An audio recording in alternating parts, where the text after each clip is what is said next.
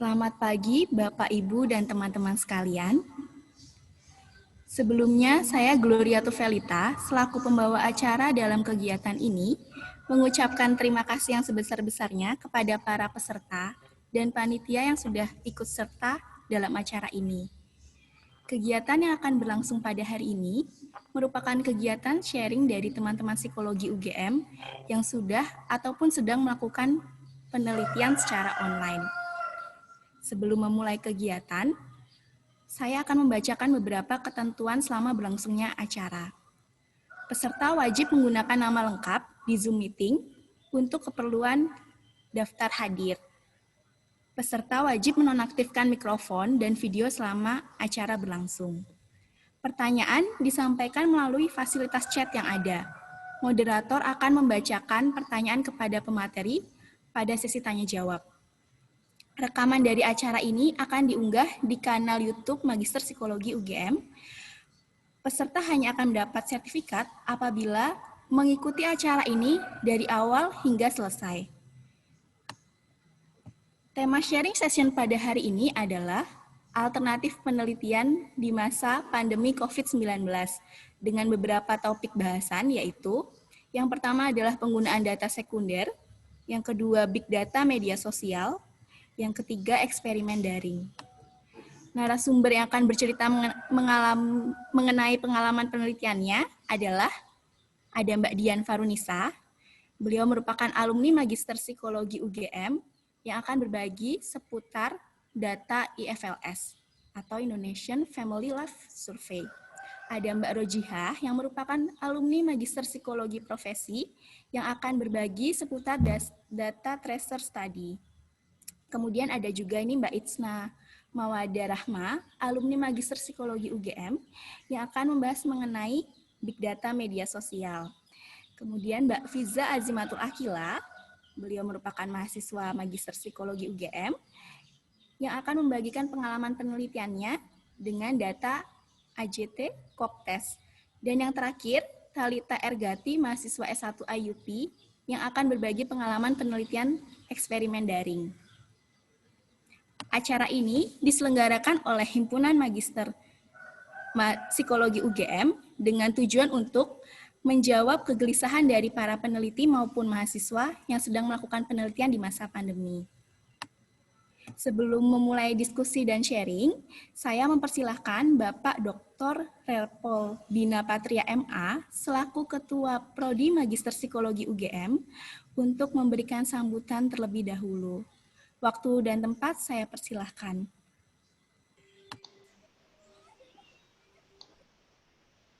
Baik, Assalamualaikum warahmatullahi wabarakatuh.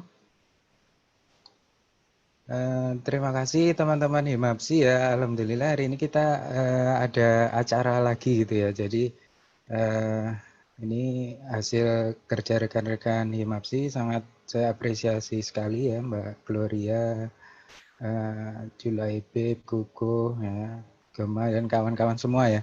Nah ini saya pikir ini langkah yang bagus ya untuk ke depannya gitu ya. Semester lalu kita ada kalau tidak salah 8 atau 9 ya workshop ya yang kita pending gitu ya, karena sebenarnya bisa kita laksanakan secara online gitu ya, tapi karena perkuliahan berpindah ke daring itu kita menahan diri untuk tidak nambah stres mahasiswa gitu ya. Nah juga terima kasih kehadiran dari rekan-rekan dari luar psikologi UGM ya yang sudah berkenan mengikuti acara ini. Jadi nanti ke depannya saya pikir Himapsi bisa lebih banyak mengorganisir workshop-workshop gitu ya. Jadi kalau nanti yang paling dekat itu IFLS itu ada di bulan Oktober kalau nggak salah, nanti ikuti saja di infonya di Instagramnya Mapsi ya. Nah sebelumnya saya akan menyapa dulu ya peserta pembicara kita, kan ada Mbak Dian ya yang IFLS ya. Ini saya pikir nih IFLS nanti potensinya besar sekali ya, masih untuk skripsi, tesis, disertasi ya. Mbak Dian ini alumni kita, kemudian sudah sangat ahli dengan data IFLS ya. Nanti Oktober itu workshopnya sama Mbak Dian juga. Kemudian ada Mbak JJ. Mbak JJ ini dari Kassel apa dari mana Mbak? Mbak JJ. Kalau Mbak Dian kan masih di Jogja ya. Di Mbak JJ untuk data tracer study itu kita ada juga Mas Asnan ya. Mas Asnan itu stafnya Direktorat Kemitraan Alumni ya. Jadi yang bertanggung jawab untuk data tracer study itu nanti mungkin bisa juga share sedikit ya bagaimana caranya mengakses data tracer study gitu ya. Kemudian ada Mbak Isna ya, penelitiannya itu yang presidensial Twitter itu kan ya. Bimbingannya Bu Afin kalau nggak salah, juga ada Mbak Sisil kalau nggak salah ya. Nah ini juga kita ada rencana workshop data mining ya pakai Twitter ya, nanti ditunggu saja akan kita informasikan. Kemudian ada Fitza ya pakai AJT, data AJT tes kognitif ini data yang paling tes kognitif yang termasuk yang paling aktual ya dengan teori CHC ya. Jadi ada hanya beberapa saja tes kognitif yang pakai teori CHC ya, Ketel, Horn, Carroll itu yang paling mutakhir saya pikir validasinya. Kemudian yang terakhir ada Talita. Nah ini yang eksperimen daring ya. Biasanya kita eksperimen daring itu bayangannya kan pakai Psikopai ya, Pebble gitu ya. Tapi itu sangat sangat teknis sekali ya. Ini yang lebih ke arah yang paling sederhana itu seperti apa toh gitu kan. Eksperimen lewat daring itu ya. Jadi yang sering disebut survei eksperimen gitu. Jadi induksi eksperimen tapi dia modelnya seperti survei sebenarnya gitu ya. Nah, itu terima kasih untuk para pembicara ya. Saya pikir itu saja ya sambutan dari saya. Selamat berbagi rekan-rekan semua. Terima kasih sekali lagi. Assalamualaikum warahmatullahi wabarakatuh. Terima kasih Pak Bina untuk sambutannya. Untuk sesi sharing dan diskusi selanjutnya, saya serahkan kepada Mbak Gema Juwita. Silakan Mbak Gema, waktu dan tempat saya persilahkan. Baik, terima kasih Gloria Tuveliter dan juga Pak Bina yang sudah membuka acara di pagi hari ini. Dan sekarang adalah waktu yang kita tunggu-tunggu. Kita akan mendengarkan para pemateri menyampaikan beberapa research yang sudah pernah dilakukan atau yang sedang dilakukan. Nah, tanpa membuang-buang waktu lagi, kita akan mendengarkan bersama-sama dari Mbak Dian Fahrunisah yang akan bercerita tentang Indonesian Family Life Survey. Kepada Mbak Dian, waktu kami persilahkan.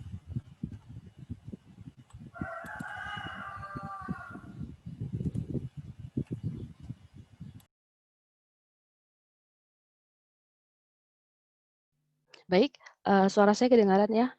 Assalamualaikum warahmatullahi wabarakatuh. Baik, di sini saya akan menceritakan tentang penelitian saya, yaitu tentang studi longitudinal efek pendidikan orang tua terhadap kesehatan mental anak menggunakan data IFLS atau Indonesian Family Life Survey. Baik, apa sih sebenarnya data IFLS itu? Jadi data IFLS adalah data survei nasional yang dilakukan oleh RAND Corporation. Jadi ini adalah orang-orang Indonesia atau masyarakat Indonesia tentunya.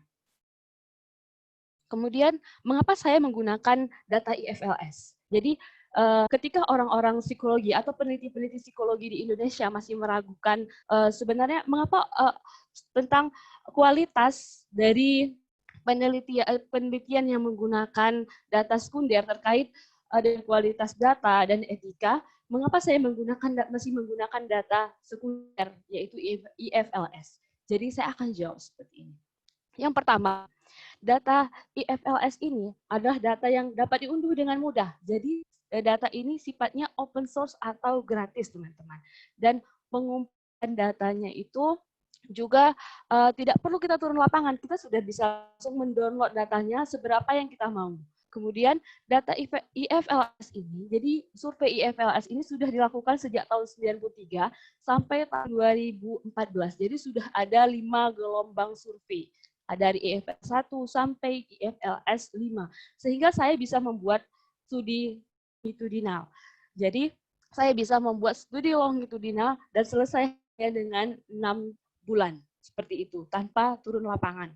Jadi bagaimana ini bisa dikatakan longitudinal? Karena survei ini respondennya dari IFLS 1 sampai IFLS 5 dihubungkan dengan ID responden atau PID link yang sama dari IFLS 1 sampai IFLS 5. 90% pesertanya itu sama dari 93 sampai 2014. Seperti itu. Kemudian survei ini dilaksanakan oleh lembaga yang kredibel, teman-teman. Jadi seperti Rand Corporation itu kita bahwa itu sangat kredibel. Kemudian survei ini juga bekerja sama dengan lembaga di Indonesia seperti Surveymeter, kemudian UGM dan UI sebagai reviewernya. Kemudian ada juga sampel yang banyak, teman-teman. Jadi di sini untuk sampel kita bisa menggunakan unit analisisnya tidak hanya individu. Kita juga bisa menggunakan fasilitas seperti fasilitas kesehatan dan juga sekolah seperti itu. Jadi untuk individu contohnya itu untuk partisipan di atas usia 14 tahun itu ada 36.400 partisipan. Jadi kita bisa membuat survei dengan data yang sangat banyak. Jadi kita bisa bikin penelitian yang datanya sangat banyak seperti itu. Kemudian face-to-face interview. Jadi mencegah dari missing data.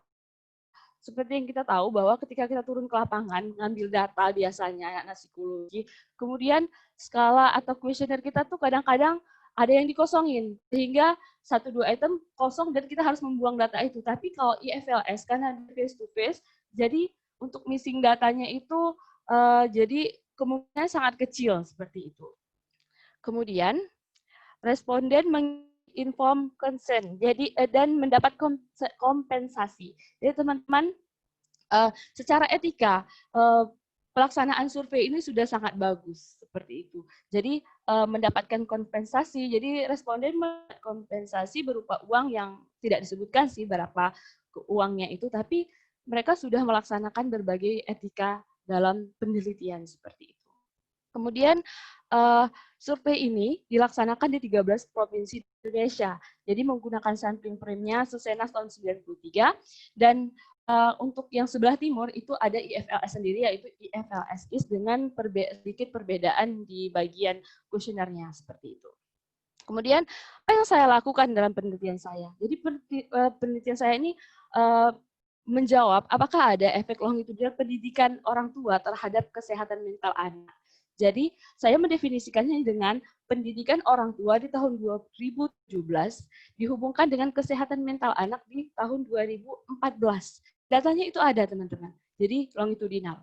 Kemudian saya membuat kriteria subjek penelitian saya. Yang pertama respondennya di tahun 2007 itu usianya 15 sampai 19. Jadi hitungannya masih anak-anak sekolah SMA atau dia masih remaja dan nanti di tahun 2014 usianya sudah di atas 20-an sehingga sudah dewasa. Kemudian orang tuanya harus mengikuti survei tahun 2007 dan 2014. Sehingga kita tidak bisa memperkecil bias. Kemudian mengisi skala depresi dan happiness. Jadi setelah saya gunakan, saya terapkan kriteria responden yang saya gunakan dalam penelitian saya, dari 36.400 orang, di situ saya mendapatkan 768 orang. Masih sangat banyak, teman-teman. Ini ada orang tuanya, masih lengkap ayah dan ibu, dan ada anaknya. Kemudian pengukurannya, saya menggunakan pengukuran depresi atau kesehatan mental kalau di dalam buku kuesionernya. Kemudian ada happiness, ada juga pendidikan orang tua. Dan di sebelah kanan itu adalah contoh kuesionernya. Jadi teman-teman, IFLS ini tuh memiliki kuesioner yang sangat banyak. Temanya itu ada psikologi, ekonomi, kesehatan, lain sebagainya. Jadi benar-benar multidisiplin dan sangat banyak, teman-teman. Mulai dari anak, orang tua, untuk perempuan saja, dan untuk semua kalangan seperti itu. Jadi teman-teman ini sangat bagus seperti itu. Kemudian apakah survei IFLS ini bisa kita gunakan dalam masa pandemi? Tentu saja sangat bisa, dan ini juga mencegah kita untuk turun lapangan, misalnya untuk berkontak langsung dengan responden karena kita takut saat ini masa pandemi, dan kita juga bisa mendapatkan data yang sangat berkualitas begitu. Namun di balik kemudahan yang kita dapatkan, kita juga akan menemukan tantangan. Tapi tantangan itu bisa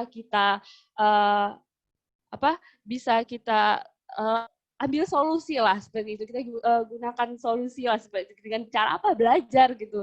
Jadi apa yang terjadi tantangannya yaitu data. Data di sini kalau kita biasanya turun ke lapangan, kita akan input data dari responden itu ya seenaknya kita bagaimana atau senyamannya kita seperti itu, mau dibuat setnya bagaimana. Tapi karena ini kita ambil atau download dari websitenya IFS, tentunya kita nggak bisa mengontrol. Contohnya yang di bawah itu contoh, misalnya kita ngambil data premium sendiri langsung ke lapangan. Jadi misalnya ya, biasa kita subjek respon dari masing-masing subjek itu ke kanan, tapi apa yang terjadi di IFLS sebagian saja sih. Jadi sebagian skala atau kuisnya itu ketika outputnya kita ambil, jadi seperti yang di atas yaitu ke bawah responnya. Ini kan nggak biasa ya di psikologi, sehingga kita untuk mengubah strukturnya. Ini dapat kita pelajari teman-teman. Kemudian apa yang saya lakukan gitu untuk mengubah strukturnya agar data saya ini benar-benar bagus gitu, saya menggunakan sintak SPSS. Sebenarnya tidak pakai sintaks juga bisa, tapi agak menurut saya sangat ribet seperti itu, klik sana sini dan saya akan lupa. Jadi yang pertama saya lakukan adalah convert data stata. Jadi awalnya akan data stata atau SAS, nanti kalau teman-teman download di websitenya. Kemudian saya ubah ke SPSS. Kemudian saya menggunakan prosedur restructuring data. Jadi saya ubah struktur datanya supaya seperti yang kita gunakan biasanya. Kemudian saya datanya, saya gabung. Jadi data depresi, happiness, pendidikan itu dia terpisah-pisah, sehingga saya harus menyatukannya dengan sintak SPSS. Sintak SPSS ini juga fungsinya ketika dosen saya bertanya, apa yang telah kamu lakukan sehingga datanya bisa terbentuk seperti ini. Saya hanya tinggal menunjukkan ini Pak, saya menggunakan sintak SPSS ini, silakan Bapak cek. Oh iya, ada benar, bisa seperti itu ya. Itu salah satu fungsinya saya menggunakan sintaks. Kemudian karena ini adalah pengantar ya teman-teman, jadi saya tidak bisa menjelaskan sangat banyak. Jadi kalau misalnya ada nanti teman-teman ada yang berminat untuk mengenal lebih dalam tentang IFLS dan bagaimana sih cara mengolah datanya sehingga bisa dibuat untuk skripsi, tesis, bahkan disertasi, teman-teman bisa nanti gabung hari Jumat tanggal 2 Oktober, kita rencanakan tahap awal ini terbuka untuk umum, siapa aja, nanti silahkan update akun Mapsi, mungkin 2 minggu atau 1 minggu sebelumnya kami akan share tentang pendaftaran. Terima kasih. Baik, terima kasih Mbak Dian untuk sharing sesinya yang cukup menarik. Apakah ada yang sudah berpikiran untuk mengolah data IFLS? Oke. Nah, kembali mengingatkan kepada peserta dapat menggunakan kolom chat jika ada pertanyaan, dan jangan lupa nanti untuk menuliskan kepada siapa pertanyaan itu ditujukan. Jadi sembari pembicara menyampaikan materi, para peserta bisa langsung menuliskannya di kolom chat. Dan untuk pembicara kita yang kedua akan bercerita tentang tracer study. Kalau yang tadi IFLS, sekarang itu tracer study. Apa sih tracer study itu? Nah, langsung saja kepada Mbak Rojihah, waktu kami persilakan. Ya, terima kasih. Kira-kira suaranya kedengaran jelas ya?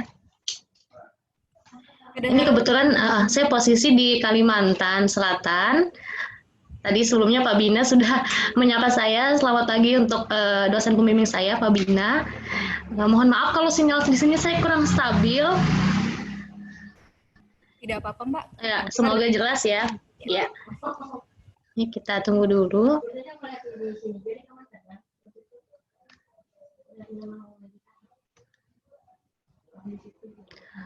Oke.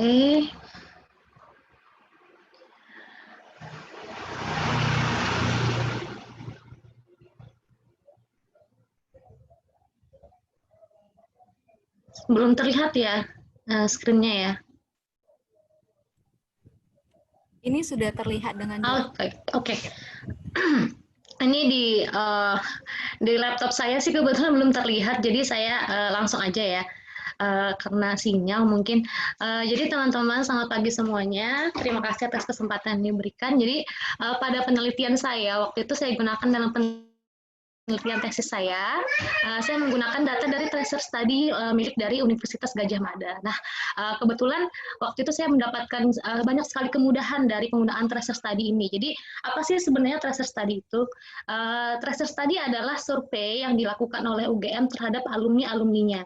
Nah, tracer study ini biasanya diberikan kepada alumni yang sudah menjalani masa selesai kuliah atau selesai wisuda setelah 2 tahun. Nih, jadi misalnya mahasiswa di Universitas Gadjah Mada S1, S2 maupun S3 maupun dari vokasi biasanya mendapatkan survei setelah mereka lulus. Misalnya mereka lulus tahun 2012.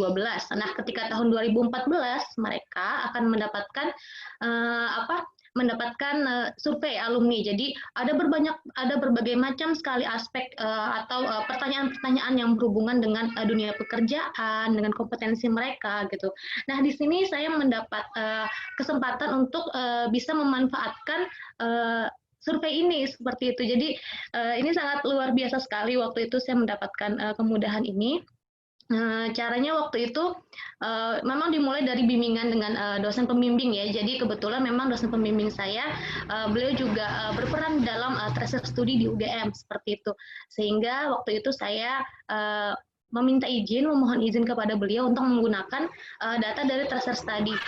Sangat luar biasa ya teman-teman gitu. Jadi manfaat dari data tracer study ini ada banyak sekali yang bisa kita peroleh seperti itu. Akan tetapi mungkin setiap kampus memiliki tracer study yang berbeda-beda seperti itu. Waktu itu saya mengambil tema penelitian tentang peran dari kondisi studi terhadap kompetensi. Jadi saya ingin mencari tahu bagaimana kondisi studi atau kalau dalam istilah psikologi itu biasanya learning environment itu terhadap kompetensi ketika sudah bekerja seperti itu. Nah, waktu itu saya menggunakan sampel dari Fakultas Teknik. Jadi dilihat itu bagaimana kondisi studi itu berperan terhadap kompetensi mereka ketika di dunia kerja. Kemudian, nah untuk desain penelitian yang saya gunakan, waktu itu saya menggunakan istilahnya ada successive independent samples. Nah, ini juga yang mengenalkan adalah dosen saya mengenai metode ini. Jadi untuk metode successive independent samples ini yang saya temukan itu sangat cocok digunakan untuk apabila tujuan utama dari studi adalah untuk mendeskripsikan perubahan sikap atau perilaku dalam sebuah populasi dari waktu ke waktu. Nah, dalam penelitian saya ini waktu itu saya menggunakan 2 kurun waktu. Jadi saya menggunakan data pada tahun 2016 dan data pada tahun 2017, di mana artinya mahasiswa ini mereka lulus pada tahun 2014 dan lulus pada tahun 2015 seperti itu. Nah, untuk independent samples design sendiri ini saya gunakan karena saya ingin melihat nih bagaimana apakah ada perbedaan antara peran kondisi studi ini terhadap kompetensi pada kurun waktu tertentu. Nah, ada berbagai macam kriteria ya dari independent samples design ini. Yang pertama itu bisa dilihat nanti apakah sampel atau populasi itu menyelesaikan survei dalam kurun waktu tertentu. Jadi waktu itu memang terpenuhi karena ada berbagai macam periode kan yang diisi. Jadi ada yang tahun sekian dan tahun sekian. Itu saya gunakan sebagai satu kriteria yang memenuhi. Kemudian dari sana kita bisa mempelajari perubahan populasi. Akan tetapi pada metode ini, pada desain ini, successive independent samples ini, di sini peneliti tidak diperbolehkan untuk menarik kesimpulan bagaimana. Jadi bagaimana perubahan responden individu dari waktu ke waktu gitu. Karena walaupun terjadi perubahan, tapi akan tetapi pada keterbatasan dalam desain ini kita tidak bisa mengetahui nanti kenapa sih perubahan itu bisa terjadi seperti itu. Kemudian yang terakhir kriterianya adalah dalam sampel ini akan ada kekurangannya, yaitu dapat terjadi masalah apabila sampel yang diambil itu tidak sebanding. Jadi memang masing-masing sampel itu atau masing-masing populasi yang kita gunakan dalam survei saya waktu itu memiliki kriteria yang sama seperti itu. Jadi misalnya sama-sama mahasiswa teknik, kemudian sama-sama lulus pada tahun 2014 dan tahun 2015 seperti itu. Nah, sebenarnya ini sangat membantu sekali ya teman-teman waktu saya menggunakan metode ini gitu, metode penelitian survei dengan data sekunder ini, karena kebetulan ini saya cerita sedikit, kebetulan waktu itu saya menyelesaikan tesis bersamaan dengan mengasuh anak saya, waktu itu umurnya sekitar 1 tahun. Mungkin di sini ada teman-teman atau ada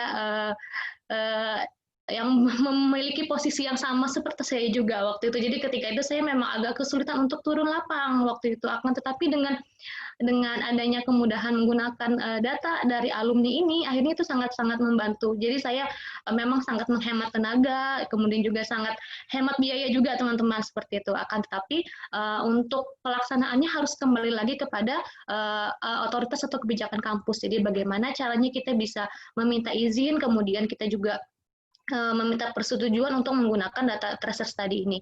Karena mungkin ada beberapa kampus yang bisa ya, maksudnya untuk dari UGM sendiri itu dari data tracer study sendiri memang ada laporannya yang memang sudah sangat luar biasa, gitu, sangat bagus sekali. Kita bisa lihat dari sana laporannya itu mengenai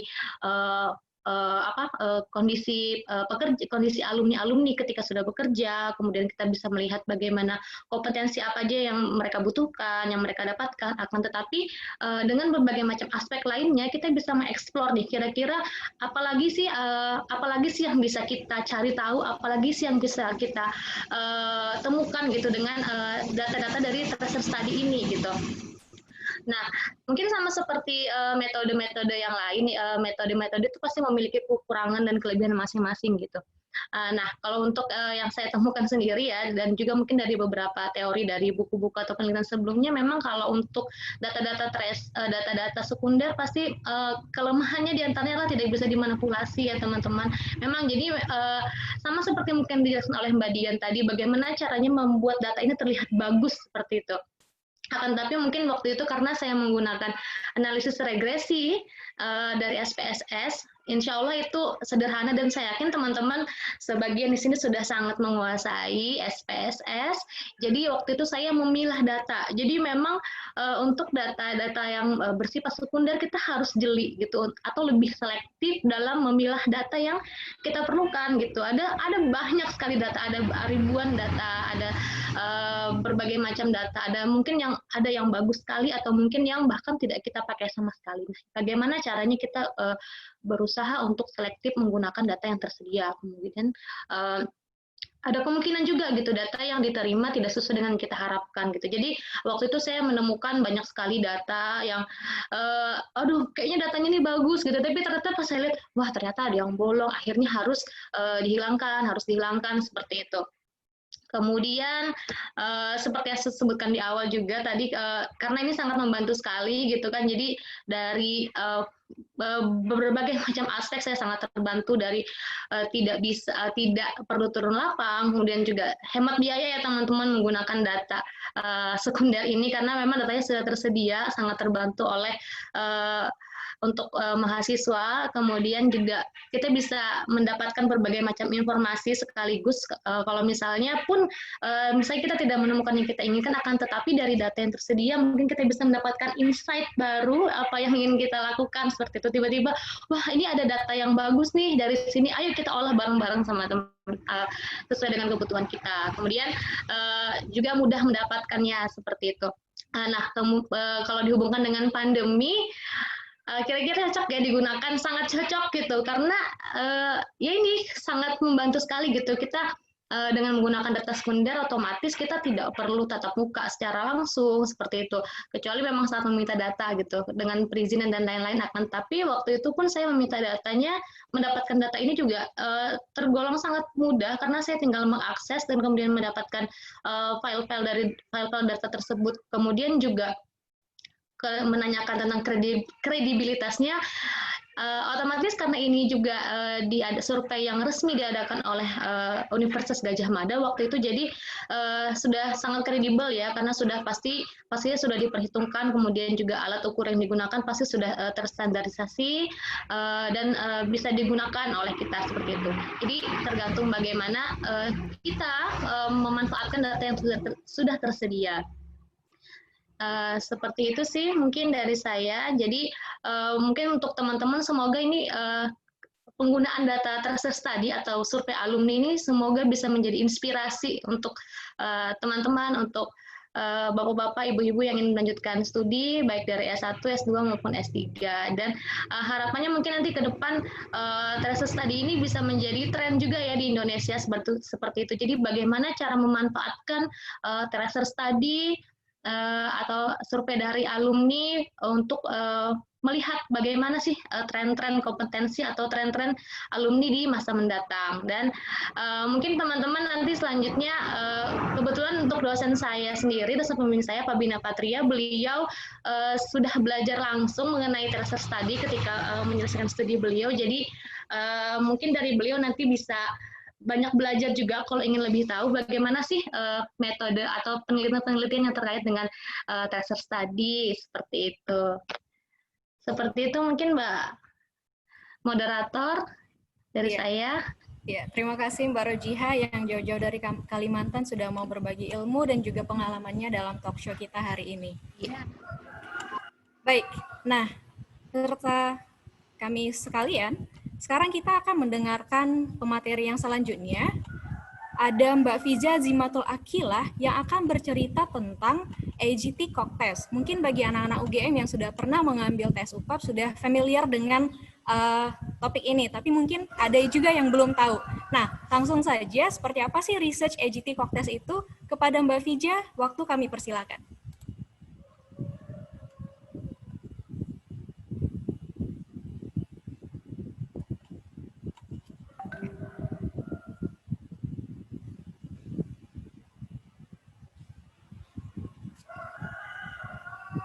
Oke, terima kasih Gema. Bentar, saya buka dulu.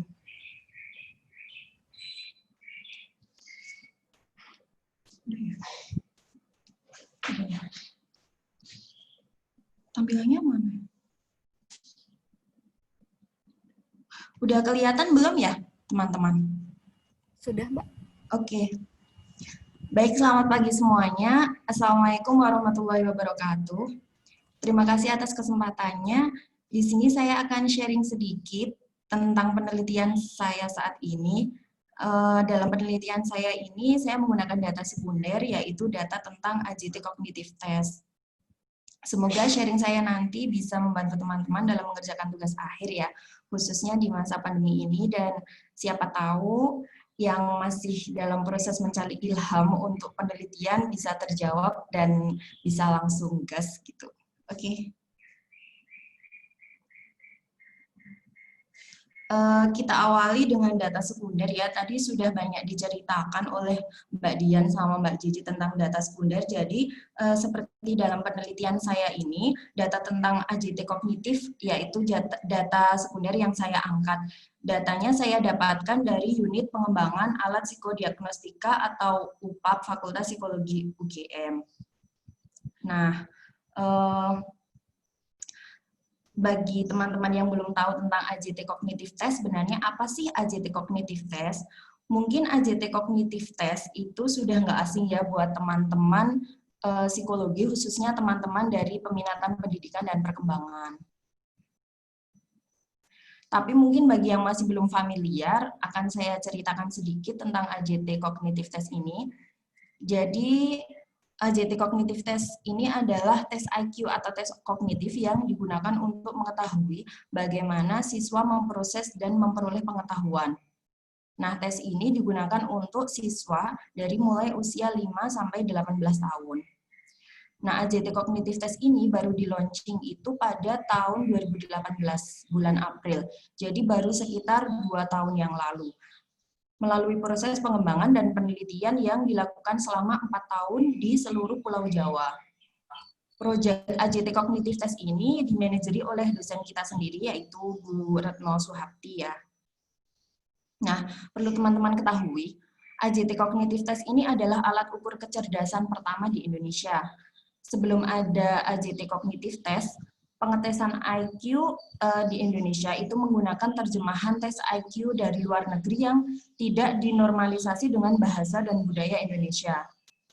Pernah dalam sebuah sambutan itu, Bu Retno mengatakan bahwa dalam tes-tes terjemahan luar negeri itu terdapat bagian-bagian tes yang tidak relevan dengan konteks keseharian pelajar di lingkungan dan budaya Indonesia. Nah, inilah yang menjadi alasan besar dilakukannya pengembangan tes IQ AJT. Ada 8 aspek yang diukur dalam AJT Cognitive Test ini. 8 aspek itu didasarkan pada teori kemampuan Kettle-Horn-Carroll atau biasa kita kenal teori CHC.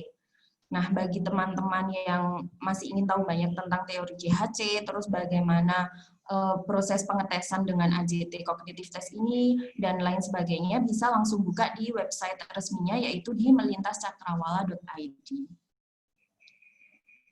Nah, kemudian, mengapa sih saya itu mengambil AJT Cognitive Test dalam penelitian saya? Nah, jadi saya mengangkat topik ini itu bermula dari rekomendasi beberapa dosen untuk meneliti atau mengolah data-data yang sudah ada di UPAP. Jadi ini memang berlangsung sebelum masa pandemi. Nah, setelah saya konsultasikan dengan Kepala UPAP, Pak Wahyu, akhirnya saya diberi data tentang AJT Cognitive Test. Kemudian saya dalami itu tentang AJT tersebut. Saya menemukan akhirnya beberapa alasan penting saya harus meneliti ini. Yang pertama adalah karena masih baru berjalan 2 tahun, jadi masih banyak hal-hal yang bisa kita angkat untuk diteliti. Seperti saya ini akhirnya mengangkat AJT Cognitive Test dengan mengambil validitas prediktifnya. Alasan kedua, ternyata memang masih sedikit penelitian yang mengangkat tentang AJT Cognitive Test. Saya coba buka di LIP UGM, baru ada 2 penelitian tentang AJT. Nah, semoga saja saya lekas selesai dan menjadi orang ketiga yang meneliti tentang AJT Cognitive Test. Dan alasan yang terakhir adalah di bidang saya, psikometri, penting melakukan penelitian yang bertujuan untuk mengembangkan alat ukur. Apalagi AJT Cognitive Test ini kan produk budaya kita sendiri ya. Nah, dari alasan-alasan itu, akhirnya saya mengambil judul dalam penelitian validitas prediktif tes kognitif AJT terhadap prestasi akademik siswa dilihat dari skor TIMSS. Nah, dari judul ini, perlu teman-teman ketahui, selain data AJT Cognitive Test, saya juga menggunakan data sekunder lain, yaitu skor TIMSS. Jadi ini adalah bagian sederhana dari penelitian saya.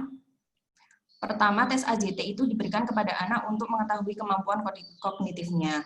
Kemudian muncul pertanyaan, apakah skor AJT ini bisa memprediksi prestasi akademiknya?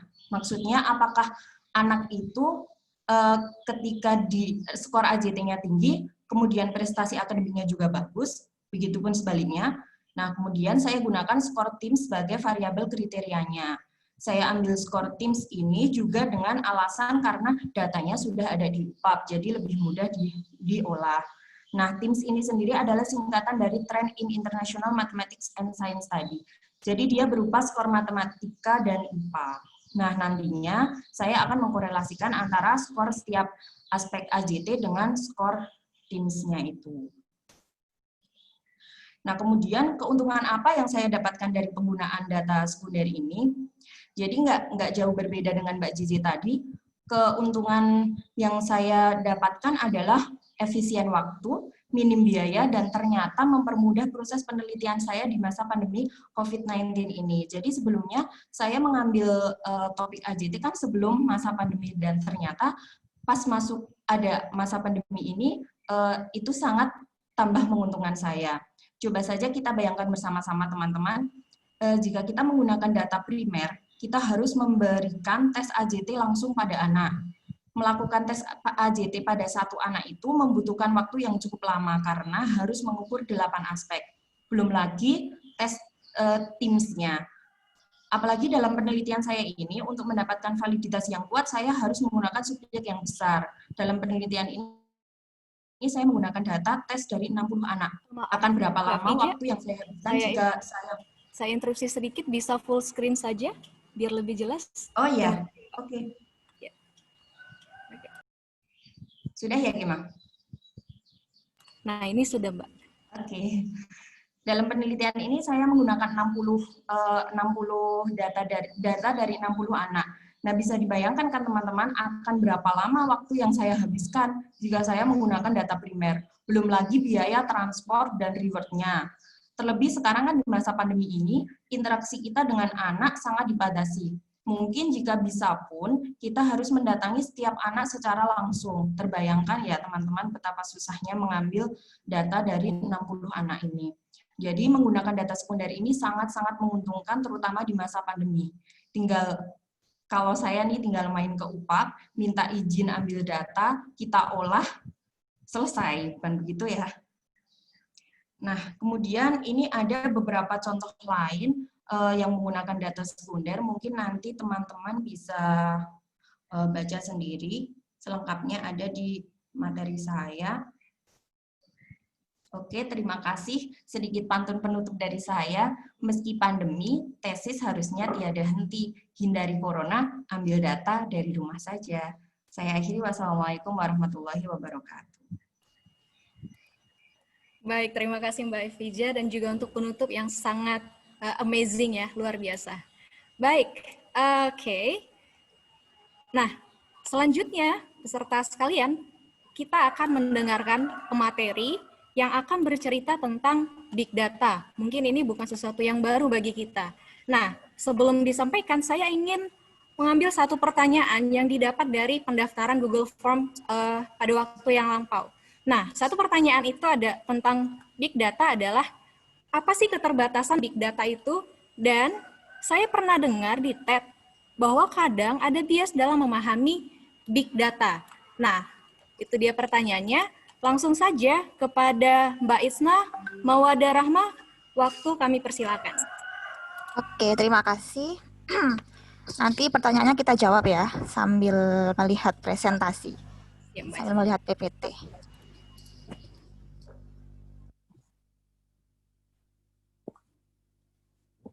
Apakah udah terlihat belum ya ininya? Sudah Mbak, tapi belum full screen.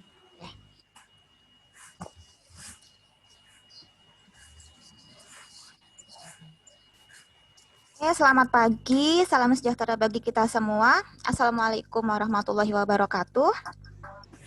Saya Isna dari Magister Psikologi UGM. Di kesempatan ini saya akan sharing sedikit tentang Big Data media sosial, salah satu alternatif penelitian di masa pandemi COVID-19.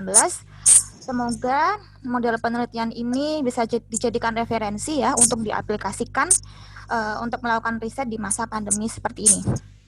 Oke, siap ya, kita akan berselancar di media sosial. Big Data itu sendiri didefinisikan sebagai aset informasi yang dicirikan dengan tingginya volume, velocity, dan variety. Jadi underline-nya adalah volume, velocity, dan variety yang tinggi, sehingga dibutuhkan suatu teknologi dan metode analisis yang khusus untuk mengubah informasi yang sifatnya masif tersebut menjadi sebuah nilai tertentu. Oke, volume dalam Big Data berupa ukuran besarnya data, di mana dalam Big Data itu minimal terdapat dataset dari 1.144 responden atau setara dengan ukuran 1 terabyte data, itu data minimal yang terdapat dalam Big Data.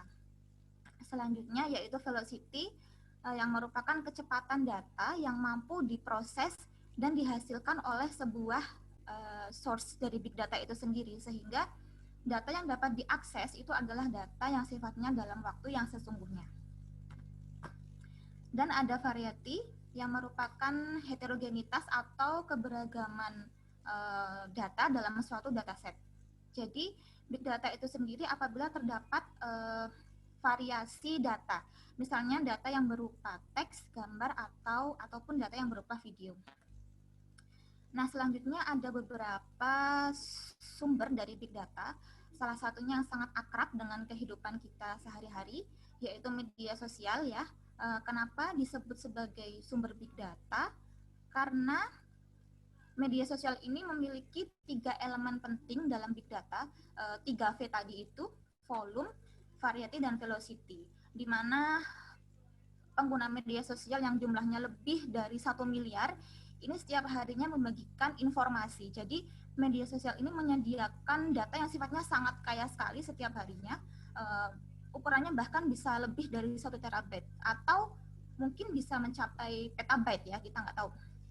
Selanjutnya, pengguna yang jumlahnya miliaran tersebut setiap harinya memposting berbagai informasi, baik itu informasi dalam bentuk teks, gambar, maupun video.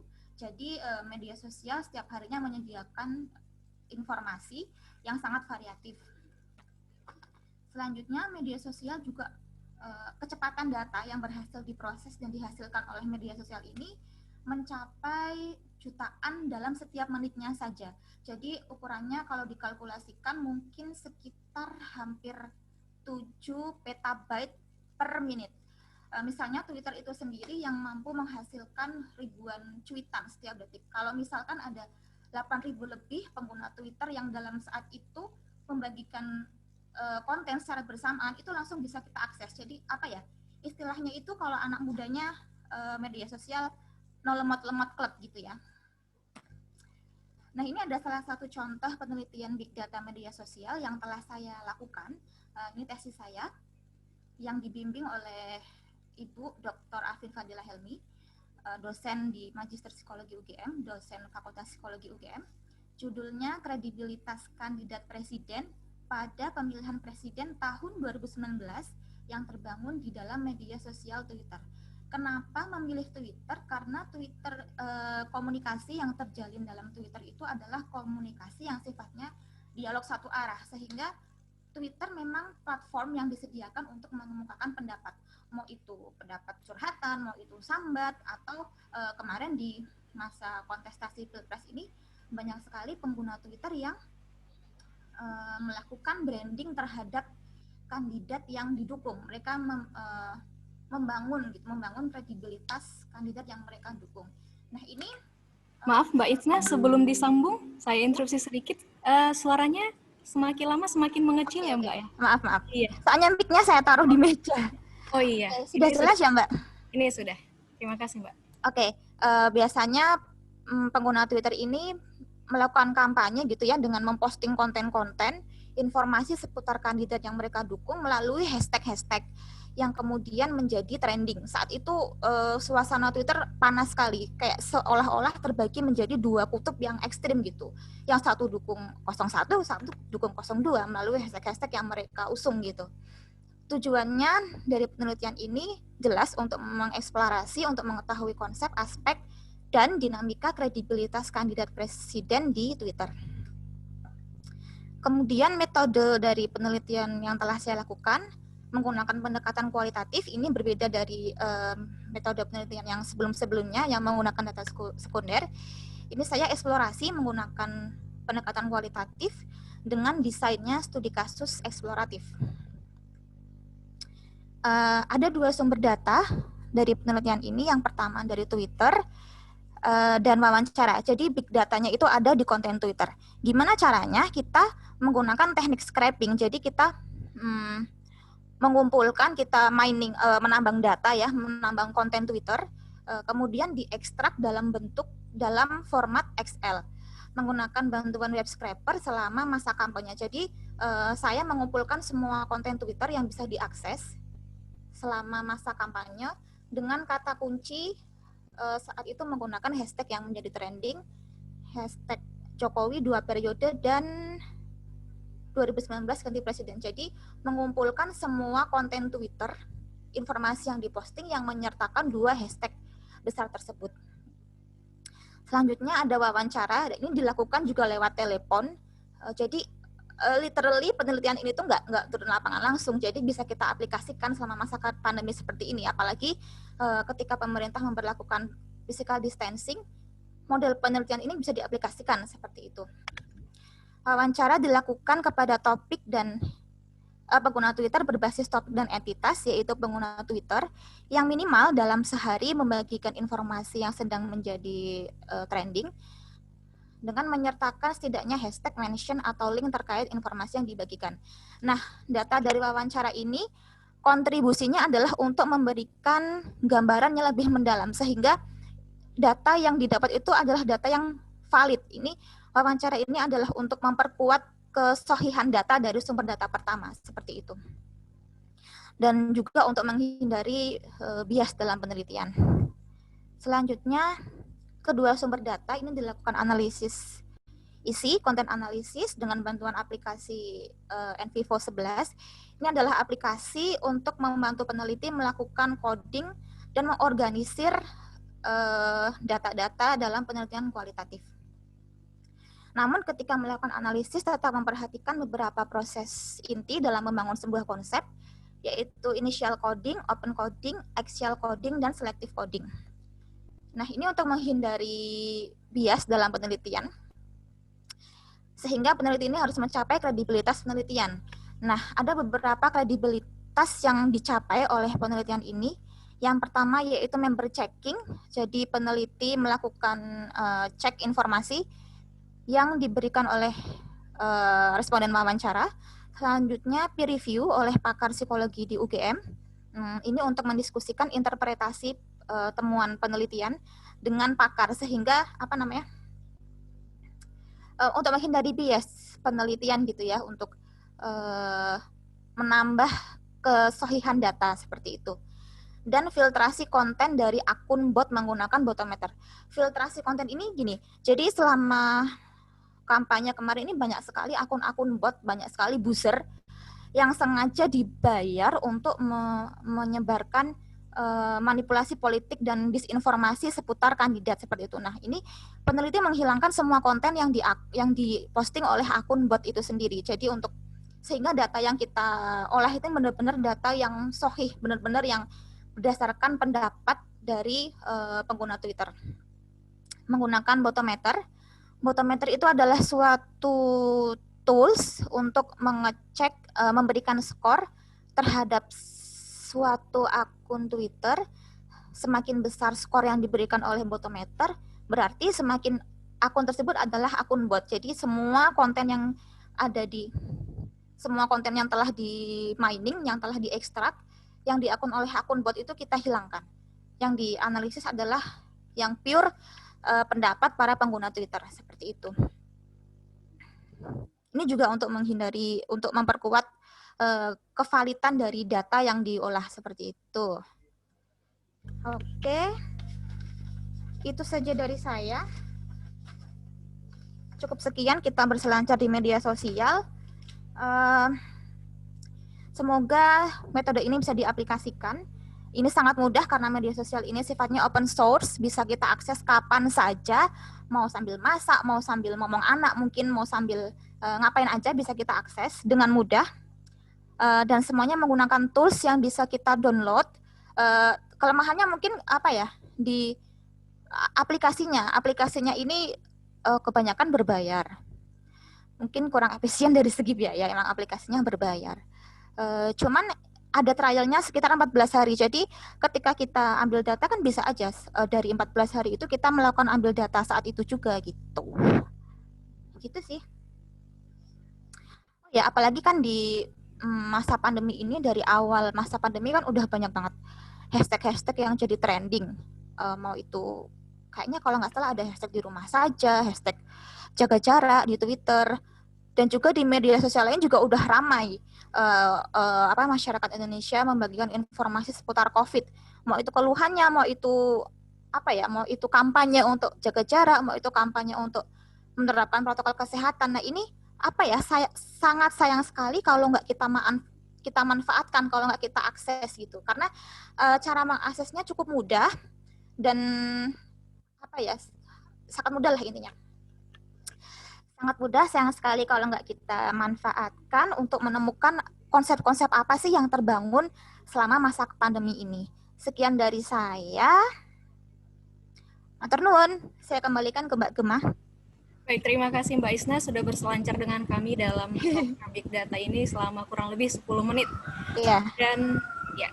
Dan yang terakhir, peserta sekalian, kita akan mendengarkan pemateri ada Mbak Talita Ergati yang akan bercerita tentang eksperimen daring. Mungkin ini adalah sesuatu yang baru bagi kita. Dan saya juga melihat banyak sekali pertanyaan di form respons yang bertanya tentang bagaimana sih melakukan eksperimen secara online. Oke, langsung saja kepada Mbak Talita, waktu kami persilakan. Masuk nggak suaranya? Ini sudah masuk, Mbak. Oke. Selamat pagi semuanya. Ya, saya Talita dari S1 Psikologi. Di sini mau sharing tentang penelitian yang saya lakukan, eksperimen secara daring gitu. Sebentar, coba share screen.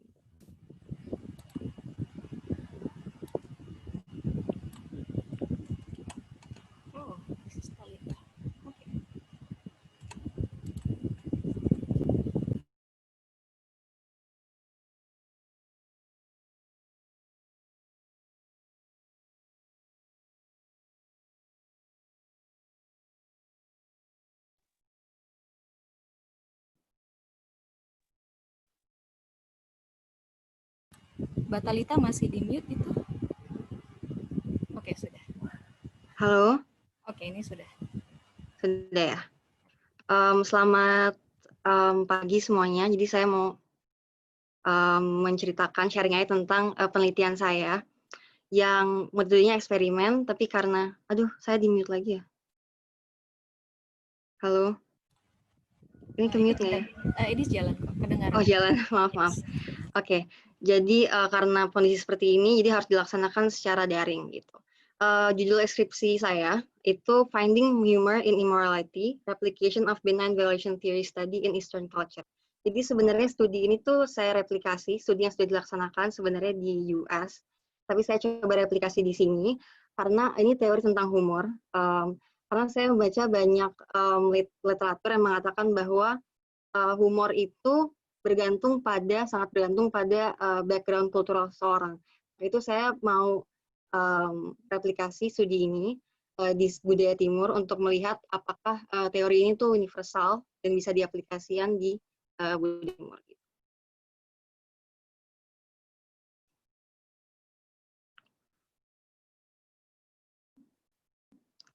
Jadi apa sih yang membuat suatu itu lucu? Ya kalau menurut dari teori ini, yang membuat suatu lucu itu kalau misalnya dia punya 3 syarat nih. Syarat pertama, sesuatu itu harus benign atau harmless, atau kalau bahasa Indonesianya yang paling tepat, yang paling dekat itu mungkin kayak tidak berbahaya atau tidak menimbulkan bahaya gitu. Tapi bahaya yang dimaksud di sini itu bukan cuma bahaya fisik juga, bukan cuma bahaya fisik aja. Syarat kedua itu sesuatu itu harus adalah berupa violation atau pelanggaran. Pelanggaran tuh bisa dibilang kayak pelanggaran secara norma atau tidak seperti biasanya, berbeda dari yang seharusnya atau semestinya kayak gitu. Yang ketiga ini syaratnya adalah 2 kriteria sebelumnya, benign dan violation itu harus terjadi pada saat yang bersamaan. Nah, kalau benign dan violation terjadi pada saat yang bersamaan, lahirlah humor kayak gitu dari teori ini.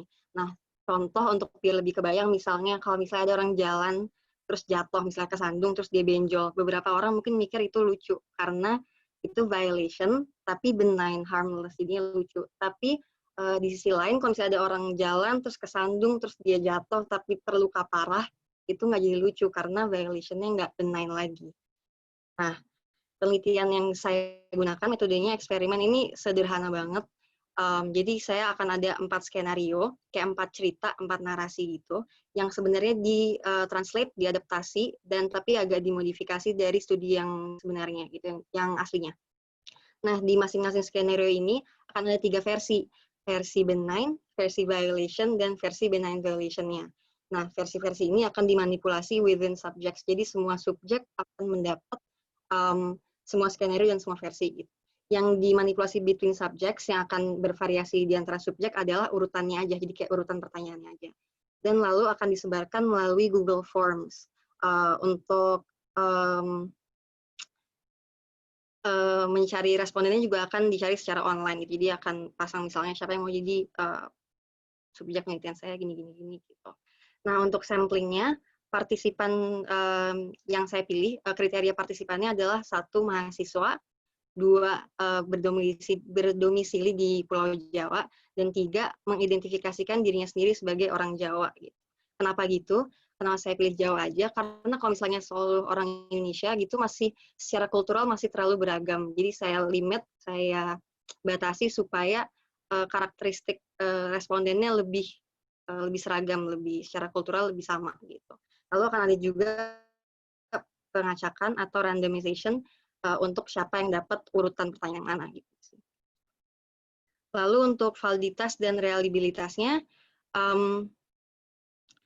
validitasnya saya akan pakai subject matter expert, jadi skenario-skenario ini dikirim ke beberapa dosen untuk dievaluasi dan di-rating validitasnya dari skenario itu. Jadi apakah pertanyaan itu sudah mengukur yang seharusnya diukur gitu. Lalu untuk reliabilitasnya kita akan bikin studi percontohan dulu dengan skala yang lebih kecil untuk lalu dianalisa dengan Cronbach alpha. Gitu.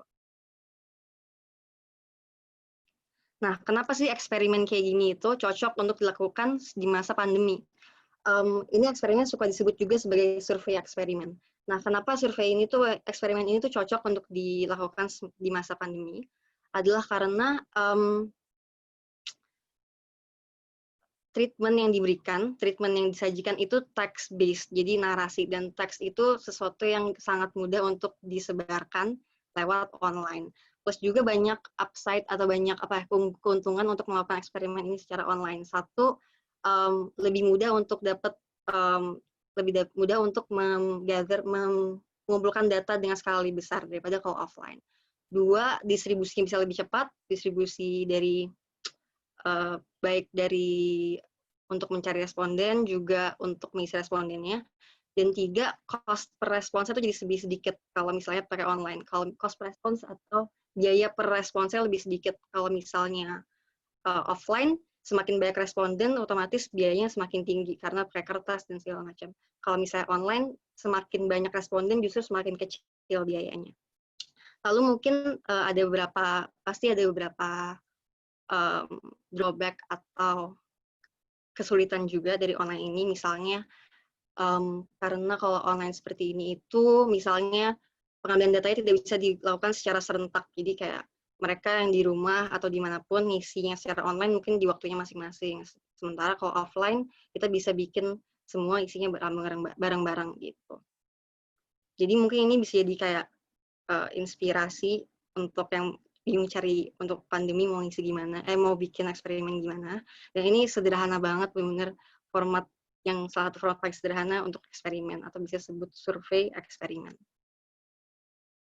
Ini referensinya, segitu aja dari saya, singkat aja, karena sederhana banget. Makasih udah mau dengerin semuanya. Oke, terima kasih Mbak Thalita Gati. Nah, peserta sekalian, kita sudah mendengarkan 5 pemateri yang sudah bercerita tentang penggunaan data sekunder, big data, media sosial, dan eksperimen daring yang bisa dijadikan alternatif melakukan riset selama pandemi atau secara online. Nah, sampai pada pukul 10.25, kita akan melakukan tanya jawab. Jadi bagi peserta, silakan yang yang ingin bertanya, menggunakan kolom chat, dan mengikuti format yang sudah ada. Nah, di sini saya sudah mendapatkan beberapa pertanyaan. Itu ada kepada Mbak Filza. Pertanyaannya itu dari Mbak Cut Atika. Dapatkah disebutkan item-item dari AGT Cocktest yang masih memerlukan pengujian validitasnya? Nah, langsung saja dijawab oleh Mbak Filza. Silakan.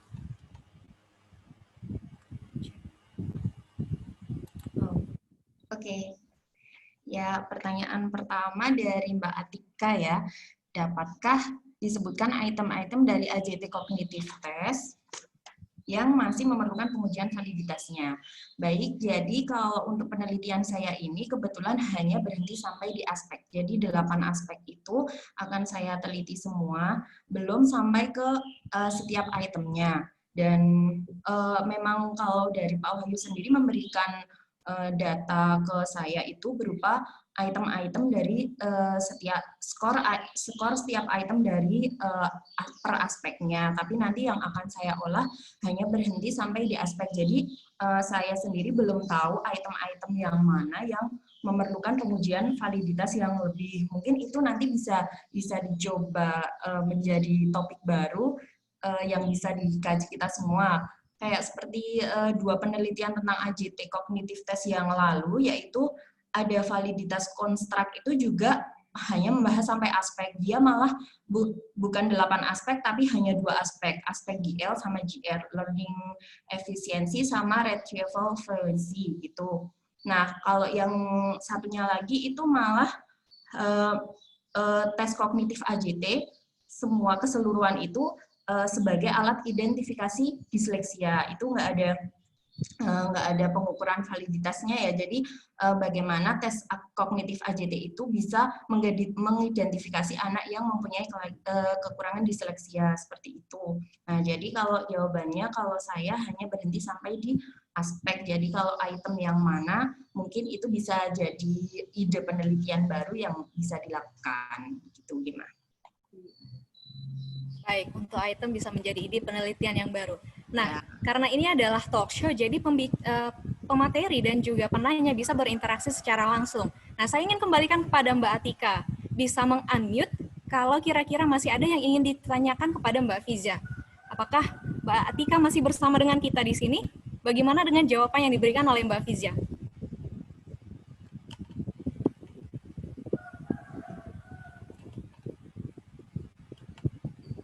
Oke. Sepertinya tidak bersuara. Oh, masih sebentar. Baik, kita akan tunggu.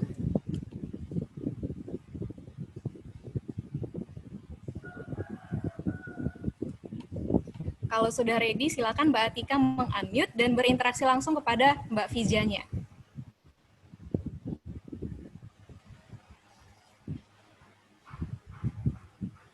Mungkin saya nyela sebentar ya Mbak Gema ya, sambil menunggu Mbak siapa tadi? Atika ya.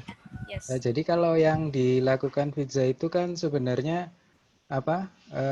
pengujian validitas prediktif gitu loh. Jadi sementara uji validitas yang lainnya seperti content validity, ya, construct validity itu semua di tes AJT itu sudah otomatis itu sudah tervalidasi karena sudah jadi sebagai sebuah alat tes gitu ya, dan sudah diujikan terhadap berapa puluh ribu responden ya, partisipan untuk mendapatkan norma ya. Jadi tapi jadi yang dari segi internal validitasnya sebagai alat tes itu sudah oke gitu ya. Cuma alat tes ini kan masih bisa kita uji secara prediktif tadi kalau Mbak Fiza kan pakai dihubungkan hasilnya dengan TIMSS tadi ya. Apakah hasilnya tinggi di sini sama juga tinggi di sana gitu secara sederhananya gitu. Gitu Mbak. Okay. Baik, terima kasih Mbak Bina yang sudah melengkapi jawaban dari Mbak Fiza tadi. Nah, kembali kami menanyakan Mbak Atika, apakah masih ingin bertanya melanjutkan atau sudah cukup? Terima kasih atas jawabannya Mbak Filza. Baik, tadi sudah disampaikan bahwa belum sampai ke pengujian validitas, pengujian item. Namun terima kasih atas jawabannya tadi, Pak siapa maaf? Kak Bina Patria. Saya sudah lebih jelas bahwa yang diteliti itu adalah validitas prediktifnya ya.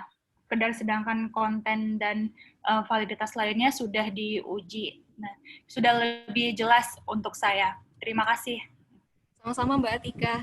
Nah, langsung saja kepada penanya yang kedua, ada Mbak Normalika yang juga ditujukan kepada Mbak Fiza.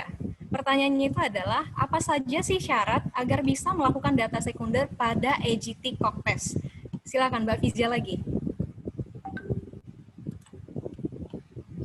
Kalau saya kemarin hanya mengajukan izin kepada UPAP, kemudian nanti UPAP memberikan data kepada kita. Seperti itu saja, dengan jelas maksudnya kita akan meneliti tentang apa, seperti itu. Sepertinya syaratnya cukup itu sih. Baik. Oke, bagaimana Mbak Normalika, masih ingin bertanya lebih jauh? Apakah masih bersama kita? Iya, tidak terdengar. Baik, kita lanjut ke penanya berikutnya. Itu ada Mas Beni Kristianto. Bisa dijelaskan lebih lanjut nggak ya Mbak Vija soal hubungan data AJT dengan data Teams? Tadi mungkin sudah saya sampaikan dan sudah dijelaskan lebih lanjut oleh Pak Bina. Jadi sebenarnya saya itu mengukur validitas prediktifnya. Jadi kalau anak itu diukur IQ AJT-nya, AJT IQ-nya, ternyata IQ-nya itu tinggi, apakah prestasi akademiknya itu juga tinggi? Nah, kebetulan prestasi akademik yang saya ambil itu adalah skor Teams. Kenapa skor Teams? Karena itu tadi, pertama, datanya, skor Teams itu juga sudah ada di UPAP, jadi saya tinggal mengolahnya. Mungkin selain Teams, kita juga bisa mengambil skor raport misalnya, tapi itu akan menambah menambah biaya lagi, dan mungkin di masa seperti ini kita juga susah ya untuk mengakses ke sekolah gitu. Jadi saya ya udahlah pakai yang udah ada aja, data skor Teams seperti itu. Sebenarnya hubungannya cuma gitu sih. Nanti kalau ternyata IQ-nya tinggi dan skor Teams-nya juga tinggi dan berkorelasi, berarti AJT kognitif ini bisa memprediksi prestasi akademiknya anak gitu, Beni. Baik, kepada Mas Beni, apakah ada yang masih ingin ditanyakan atau sudah cukup? Sepertinya sudah ya. Nah, sekarang kita akan berbicara tentang eksperimen daring. Ini ada pertanyaan kepada Mbak Talita. Apa saja gangguan yang mungkin mempengaruhi jalannya eksperimen online dan bagaimana cara untuk mengatasinya? Mungkin tadi sudah dijelaskan sedikit, tapi silakan Mbak Talita untuk memaparkan lebih detail lagi.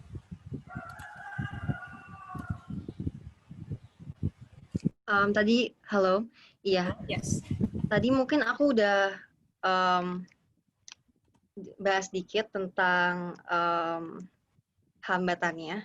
Kayak kalau misalnya eksperimen online itu response rate-nya bisa aja kita lebih sedikit gitu, karena kalau misalnya offline mungkin kita bisa approach, misalnya kalau misalnya kita nggak dapat responden yang banyak, kita bisa cari-cari, kalau aku misalnya bisa cari di kampus, diajak-ajak misalnya ke kantin, ngajak orang kayak gitu. Kalau misalnya lagi online kayak gini, response rate-nya mungkin lebih sedikit karena lebih susah untuk ngajak orangnya untuk mencari respondennya. Terus mungkin kekurangan non-behavioral datanya, jadi data yang ditangkap, misalnya kalau misalnya aku kan tentang humor nih, mungkin kalau misalnya bisa dilihat dilaksanakan secara offline, selain data yang tertulis, aku bisa dapat data behavioral, misalnya apakah mereka tertawa atau mereka tersenyum, apa mukanya gimana, kayak gitu. Terus follow up datanya mungkin juga lebih sulit kalau misalnya lagi offline gini, karena kalau misalnya gimana ya, setelah dapat data, follow up laginya itu data follow up-nya mungkin lebih sulit didapatkan kalau misalnya lagi offline. Tapi menurut aku gimana ya, kalau misalnya lagi masa kayak gini kan nggak apa-apa, harus beradaptasi, jadi pasti ada jalannya, ada solusinya. Jadi dan yang aku sebutin itu juga masih bisa maksudnya bukan sesuatu yang fatal banget, jadi nggak apa-apa. Atau mungkin misalnya gini, tambah lagi baru kepikiran, kalau misalnya kalau ada yang mengisi data nggak sampai selesai, nggak kepencet enter lah, nggak kepencet submit lah, apa yang kayak technicality error kayak gitu, mungkin terjadi kalau misalnya online. Baik, terima kasih Mbak Talita untuk jawabannya. Nah, kepada Mas Faujan, sepertinya dirasa sudah cukup. Oke, kita lanjut. Iya, Mas Faujan sedang berbicara. Yang saya maksudkan di sini itu adalah extraneous variable yang mungkin terjadi ketika eksperimen itu dilaksanakan. Nah, jadi saya ingin tahu bagaimana langkah untuk memanage lah extraneous variable ketika kita melakukan eksperimen secara online. Itu maksud saya. Baik, langsung saja dijawab oleh Mbak Talita, memanage extra variable. Silakan Mbak Talita. Oh, itu mungkin maksudnya kayak dilaksanakan di tempat yang berbeda, situasi berbeda gitu ya, Mas ya? Ya, kurang lebih seperti itu. Dan juga variabel-variabel yang mempengaruhi apakah dia bersama teman atau seperti apa, atau situasi itu kira-kira bagaimana? Mungkin emang agak sulit untuk lebih sulit diatur kalau misalnya online kayak gini, tapi mungkin cara menanggulanginya bisa dengan kita kasih kita kasih arahan gitu, misalnya dia dijalankan misalnya pagi hari sendiri atau gimana gitu. Jadi kita kasih arahan gitu Mas, supaya semuanya agak lebih seragam cara melaksanakannya gitu. Cuma lagi-lagi emang drawback-nya kesulitannya adalah kita nggak bisa pastikan emang orang itu melakukan yang sebenarnya dilakukan gitu loh. Tapi ya karena kayak gini itu harus gimana ya Mas, karena nggak ada, itu udah cara terbaik gitu Mas. Terima kasih jawabannya. Ya. Oke, terima kasih Mbak Talita dan juga Mas Faujan. Sekarang kita beralih ke penanya selanjutnya, ada Mbak Riri, dan ditujukan kepada Mbak Dian.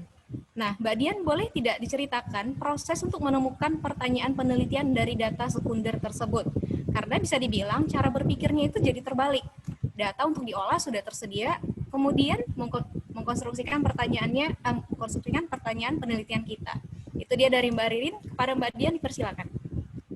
Baik, jadi saya akan jawab ya. Jadi tuh untuk menentukan variabelnya gimana? Jadi sebenarnya kalau untuk penelitian menggunakan data IFLS itu ada dua cara ya untuk merumuskan pertanyaan penelitian. Pertama, kalau kita sudah punya fokus riset. Yang kedua, kalau kita belum punya fokus riset atau istilahnya ya kita benar-benar kosong kayak gitu. Jadi kalau saya sendiri, saya awalnya saya kosong aja gitu. Saya belum menentukan, saya cuman ya pokoknya saya menelitinya klinis ya udah sama pendidikan seperti itu. Jadi cara yang pertama itu kalau kita masih sama sekali belum punya fokus riset, jadi kita download dulu buku kuesionernya. Kita download buku kuesioner di webnya IFLS. Jadi di situ ada kuesionernya dari IFLS 1 sampai IFLS 5. Itu tinggal registrasi pakai email toh. Jadi setelah kita download, kita baca kira-kira mana ya variabel yang bisa kita gunakan. Pertama caranya bisa kita baca dari daftar isi. Kita buka daftar isinya, oh ini udah nemu nih kesehatan mental. Kemudian kita buka lagi kuesionernya cocok atau tidak dengan kita, kayak gitu. Kemudian setelah kita ketemu misalnya kayak saya dapat dua variabel, kemudian saya cari teori. Cari penelitian sebelumnya. Cocok apa enggak gitu. Dan menyesuaikan dengan misalnya fokus riset saya sebagai karena saya psikologi klinis dan apakah dosen saya mau menerima ini seperti itu. Itu yang pertama. Jadi kita kosong, kita baca aja buku kuesionernya. Yang kedua, kalau teman-teman kadang udah punya fokus riset misalnya, ada yang mau meneliti tentang happiness kayak gitu dengan misalnya ke happiness dengan social engagement misalnya, dengan apakah seseorang itu sering melakukan kegiatan-kegiatan bersama dengan orang-orang di komunitasnya seperti itu. Kita udah punya fokus nih, udah punya ide gitu. Kemudian apa yang kita lakukan? Ya sama, membaca, kita cari di kuesionernya. Tapi gitu, kita tuh ketika sudah punya kuesioner, ketika sudah punya tema atau ide yang strict kayak gitu, kita udah menentukan di awal, kita harus siap-siap kecewa gitu loh. Nggak 100% harus siap-siap kecewa sih, tapi kita harus bisa fleksibel. Pertama misalnya kita pakai tadi happiness. Ketika kita lihat, oh ternyata kuesioner happiness-nya ini nggak biasa gitu. Kok agak lain seperti itu, nggak biasa. Jadi kita tinggal pilih apa kita mau ganti atau tidak, atau kita mau berani mengambil yang ini. Karena yang namanya kita juga mengambil yang sudah tersedia, jadi kita harus terima apa adanya gitu. Kemudian kayak social engagement misalnya. Biasa kalau dalam penelitian psikologi itu skalanya kan sangat lengkap, misalnya 20 item, sudah ada aspek dan sebagainya. Tapi ternyata di IFLS ini ada, tapi itu bahasanya cuma mirip segitu. Apakah kamu ada, apakah Anda selama 1 bulan ini ada berkumpul sama teman-teman, apakah Anda suka ada ikut arisan dan lain sebagainya. Mungkin jadi kita mengoperasionalisasikan itu menjadi social engagement, misal seperti itu. Kalau misalnya setelah contoh misalnya social engagement ternyata nggak ada kayak gitu, ya udah kita terpaksa menghilangkan atau kita mendefinisikan yang tadi misalnya, oh itu saya definisikan sebagai social engagement karena itu kan aktivitas bersama komunitas, mirip nih dengan teorinya. Jadi kita cocok-cocokin. Jadi seperti itu ada 2. Yang pertama kita kosong, kemudian baca buku. Yang kedua kita udah punya tema, kemudian kita cari ada atau tidak. Jadi kita bisa menyesuaikan atau fleksibel atau nanti kita ganti. Seperti itu. Itu dia dari Mbak Dian. Nah, kepada Mbak Ririn, bagaimana penjelasan dari Mbak Dian? Apakah sudah dirasa cukup atau masih ingin berinteraksi lebih jauh? Pada Mbak Ririn, silakan meng-unmute jika masih ingin bertanya lebih jauh lagi kepada Mbak Dian. Halo, selamat pagi. Selamat pagi, Mbak Ririn. Sorry, ini agak berisik. Mbak Dian, berarti bisa dibilang selain melakukan kajian literatur, kita juga perlu ini ya, lebih mengulik lagi data sekunder itu kayak kontennya, kemudian dasar-dasar teoritis yang mereka gunakan gitu ya, untuk menentukan apakah data tersebut memang bisa cocok dengan topik kita maupun meskipun ataupun ketika kita harus gali sendiri pertanyaannya gitu ya. Ya. Jadi kita memang harus banyak-banyakin kajian literatur gitu. Misalnya contoh itu happiness gitu. Ada kuesioner tentang happiness, tapi itu nggak umum ya di psikologi. Tapi ternyata setelah kita cari lagi itu ada. Jadi pertanyaan seperti demikian yang ada di IFLS itu ada dan sudah diterima secara internasional dan udah ada di survei-survei yang lain gitu. Tapi mungkin bidang kajiannya itu bukan pure psikologi misal. Jadi agak ke ekonomi. Jadi atau itu behavioral economic atau apa kayak gitu. Jadi kita sebagai peneliti yang menggunakan data itu harus siap-siap bahwa ini nggak pure psikologi banget kayak gitu. Nggak seperti yang biasa ada item dan kemudian item 20, kemudian ada aspeknya lengkap semuanya. Tapi sebagian ada gitu. Jadi kita harus benar-benar kayak rajin-rajin buka literatur. Kayak misalnya contoh yang saya gunakan itu instrumen depresi atau kesehatan mental. Itu awalnya saya baca, jadi pertama kita bisa membaca, ada namanya user guide, itu selain buku kuesioner, kita ada buku petunjuknya, 2 volume, teman-teman bisa baca di situ, di beberapa kuesioner itu ada beberapa kuesioner yang dijelaskan di situ, tapi ya paling 2 kalimat, tapi itu bisa jadi petunjuk buat kita mencari nanti, misalnya tentang depresi, di situ di dalam buku petunjuk dibilang itu namanya CESD gitu, oh jadi itu sudah ada ya namanya, pas dicari ternyata memang sudah ada dan sudah tervalidasi secara internasional dan memang sudah digunakan di mana-mana seperti itu. Jadi kita harus rajin-rajin melakukan kajian. Gitu. Baik, itu dia dari Mbak Dian. Pada Mbak Ririn bagaimana? Oke, udah cukup jelas. Terima kasih banyak Mbak Dian. Sama-sama. Oke. Nah, selanjutnya kita ada penanya. Mas Inwar Akbal ya, ini bertanya tentang penggunaan big data media. Nah, dari segi keamanan, apakah tidak memerlukan izin dari pihak otoritas tertentu seperti Kominfo pemerintah? Kepada Mbak Isna, silakan. Oke, terima kasih Mas Anwar atas pertanyaannya. Jadi ada yang namanya APA. APA ini dimiliki oleh aplikasi seperti Twitter. APA itu merupakan aplikasi programming interface, yaitu aplikasi yang menghubungkan antara Twitter dengan aplikasi pihak ketiga. Jadi aplikasi API ini yang memungkinkan aplikasi pihak ketiga untuk bisa mengakses semua informasi di Twitter yang sifatnya publik. Jadi kita juga menjunjung kode etik ya. Kita hanya mengambil informasi yang bersifat publik dan sudah diizinkan oleh APA. Sebelum kita melakukan scraping, itu menggunakan web scraper, kita masuk dulu ke kayak semacam menu untuk izin untuk menu API itu sendiri dari Twitter kayak gitu. Udah aman sih Mas, kayak udah bisa, dan itu yang diakses cuman informasi yang publik saja. Semua website itu memiliki API yang itu open source untuk bisa diakses oleh semua pengguna seperti itu, pengguna pihak ketiga. Gitu sih. Agak belibet ya. Ya bagaimana? Agak belibet ya, Mas Intinya Anwar? ada API, Twitter itu punya API.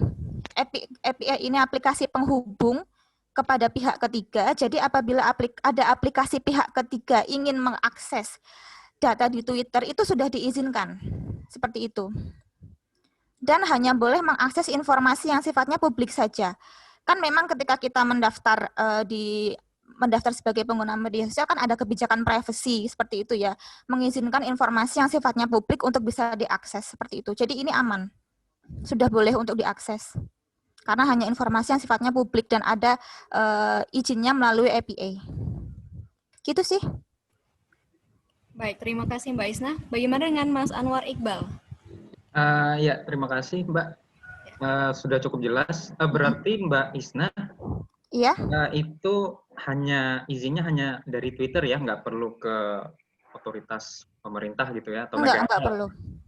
Oh, sudah cukup jelas Mbak. Terima kasih. Baik, Mas Anwar Iqbal.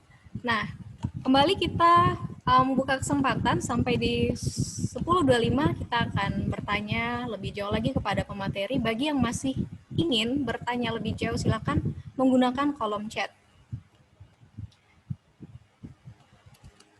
Nah, sembari menunggu penanya, saya ingin membacakan sebuah pertanyaan yang ditujukan kepada Mbak Rojihah mengenai tracer study. Nah, pertanyaannya itu adalah, Mbak Rojihah, apakah prosedur tracer study itu sama dengan prosedur penelitian pada umumnya? Pertanyaan saya ambil dari pendaftaran Google Form. Kepada Mbak Rojihah, silakan.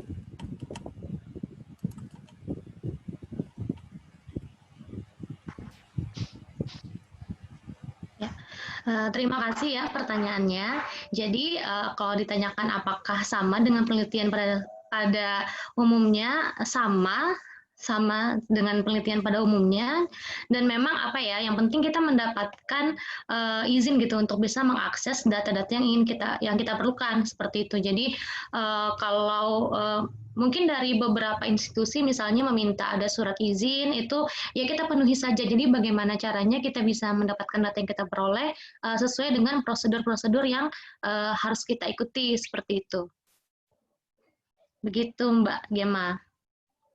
Baik, terima kasih Mbak Rojihah. Baik, sekarang kita ada penanya lagi ya dari Mbak Riri ya, kepada Mbak Isna. Mbak Isna, alasan pemilihan Twitter sebagai sumber big data apa nih? Kalau boleh tahu. Iya, mungkin langsung saja Mbak Riri meng-unmute dan bertanya lebih lanjut. Jadi sejarahnya waktu ini Mbak Riri apa saya ya? Saya jawab Mbak Gema. Oh ya, silakan Mbak Isna saja langsung menjawab. Sejarahnya gini Mbak Riri, waktu itu kan baca-baca, jadi kayak preliminary research gitu ya. Baca-baca di surat kabar itu ada 2 hashtag yang sengaja diciptakan oleh pendukung. Secara official diciptakan oleh pendukung dari masing-masing pihak kandidat di Twitter. Seperti itu, dan itu menjadi trending. Jadi kita memilih hashtag yang memang official diciptakan oleh kedua pendukung kandidat di Twitter, dan itu trending saat itu, sehingga diskusi dengan pemilih saat itu, kenapa nggak kita manfaatkan aja seperti itu. Kayak gitu aja sejarahnya. Gitu Mbak, itu karena hashtag yang official diciptakan oleh pendukung kedua kubu kandidat itu, ya itu di Twitter. Oke, nah bagaimana Mbak Riri? Silakan menanggapi. Halo Mbak Isna, selamat pagi. Pagi. Berarti gini ya, pemilihan konteksnya itu memang sudah dari awal ditentukan bahwa memang akan menelitinya di Twitter gitu. Iya, itu Soalnya diskusi dengan pembimbing. Itu hasil diskusi dengan pembimbing sih, Mbak. Oh, soalnya kan kalau misalnya nyari hashtag yang tadi kayak misalnya 2019 ganti presiden, itu kan kayak di Facebook itu juga ada gitu. Nah, kira-kira mempengaruhi nggak sih dari penelitian itu sendiri? Soalnya kan misalnya nih, apakah kalau nanti di Facebook itu perlu ada penelitian tersendiri juga atau gimana gitu? Boleh ada mungkin bisa untuk studi di Facebook bisa digali lagi itu, Mbak. Dan saat itu juga mungkin ramai di Facebook. Kalau di penelitian saya emang untuk konteks di Twitter saja. Kalau di Facebook, di Instagram mungkin bisa untuk penelitian selanjutnya bisa digali. Seperti apa dinamikanya di Facebook dan Instagram saat itu, seperti itu. Gitu sih. Oke. Berarti emang ini ya, mengacunya ke yang trending topics-nya itu ya? Oke. Baik, terima kasih. Oke, Mbak Ririn. Dan ini masih kepada Mbak Isna, ada dari Mbak Romatika. Terkait penggunaan software pengolah data dari medsos, apakah Mbak Isna menggunakan coding atau proses coding? Iya, pakai proses. Jadi, saya melakukan coding, tapi dengan mempertimbangkan proses-proses yang sudah saya jelaskan seperti tadi. Jadi prosesnya kayak gini, boleh saya tampilkan nggak sih? Sedikit aja sih. Silakan Mbak Isna. Bentar.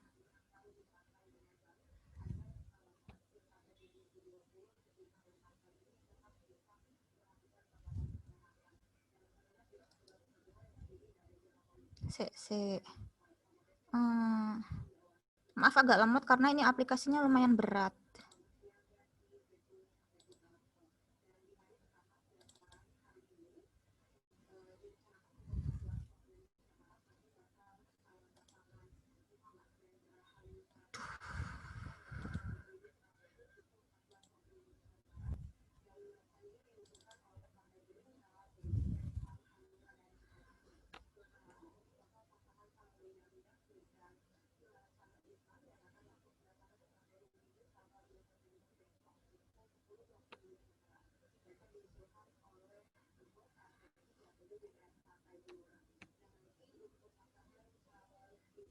Bentar.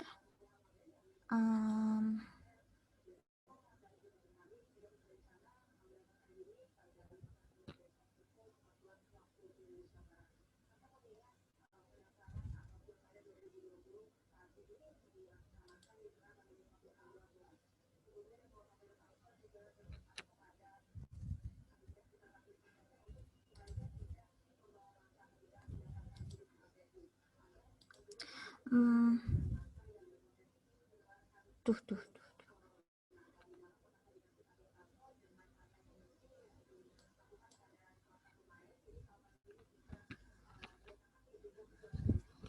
Sebentar ya Mbak, ini lemot sekali. Sambil menunggu Mbak Isna, peserta yang lain silakan jika masih ada yang ingin bertanya. Ada ini ya pertanyaan kepada Mbak Talita ya, kembali dari Mas Iqbal.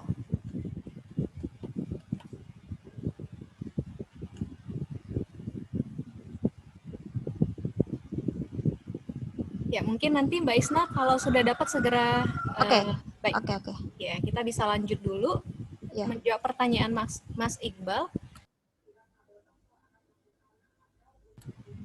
Pertanyaannya itu, jika berkenan Mbak Talita, apakah bisa digambarkan atau dijelaskan lebih detail lagi soal teknis dan proses pengambilan data eksperimennya? Misalnya, seperti apa sih wujud instrumen penelitiannya yang mungkin bisa ditunjukkan? Dan bagaimana hasilnya? Oke. Nah, mungkin saya bisa arahkan kepada Mbak Talita dulu, sembari menunggu Mbak Isna, dan setelah itu saya kembalikan kepada Mbak Isna. Oke. Iya, halo. Jadi kalau misalnya untuk hasilnya sendiri belum ada karena masih dalam tahap ambil data. Tapi kalau untuk wujud instrumennya mungkin seperti ini sih, saya bisa tunjukkan dari yang aslinya aja kayak gimana mungkin biar lebih. Saya mengadaptasi dari situ, coba sebentar aku Cari dulu.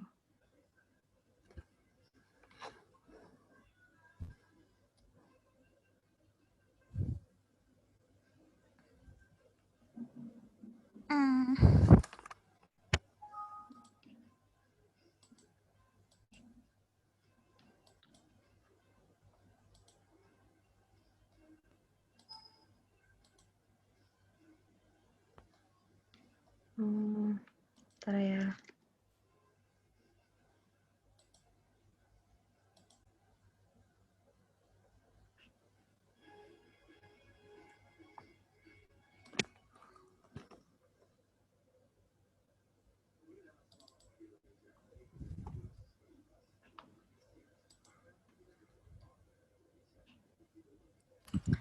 Mbak Gelma. Ya, bagaimana Mbak Isna?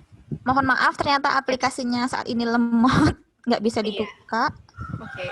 Pada intinya tetap memperhatikan proses itu tadi, dari data yang mentah kita coding, membentuk subkategori, terus mengerucut sehingga membentuk suatu konsep kayak gitu. Gitu sih Mbak. Tetap melakukan coding dan proses pekodiannya memperhatikan proses inti tadi yang telah saya jelaskan. Seperti itu. Oke, nah kepada Mbak Romatika Arista bagaimana? Apakah kira-kira sudah jelas?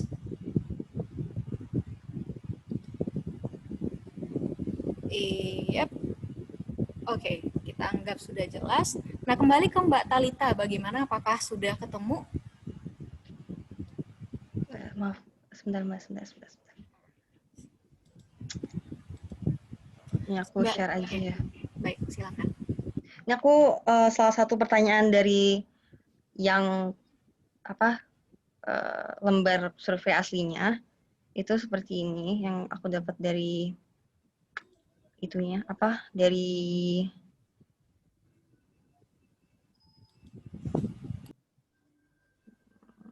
ininya jurnalnya. Bisa kelihatan? Jadi contohnya ada beberapa pertanyaan yang ada beberapa cerita yang persis sama kayak gini, yang berbeda cuma beberapa frasenya aja yang membuat itu menjadi entah benign, entah violation atau bukan benign violation kayak gitu. Nanti pertanyaan tuh ada kayak perilaku dianggap behavior is wrong atau perilaku dianggap salah, perilaku membuat saya tertawa kayak gitu. Pertanyaan nanti ada kayak gitu setelah yang di bagian 95, 94 ini. Itu pertanyaannya. Jadi kayak misalnya behavior is wrong di sini. Terus ya, kalau ya bilang ya, atau behavior membuat saya tertawa, iya atau tidak kayak gitu. Terus nanti skenario-skenario itu dibuat pokoknya sesama mungkin. Jadi yang berubah itu yang berubah hanya aspek violation benign-nya itu. Jadi yang di bold ini itu menandakan kata yang berbeda dari dua skenario ini. Tuh. Tapi ini yang aslinya bukan yang aku. Makanya bahasa Inggris. Kalau untuk teknisnya ya nanti aku taruh di Google Form, terus nanti disebar ke orang-orang kayak gitu aja sih.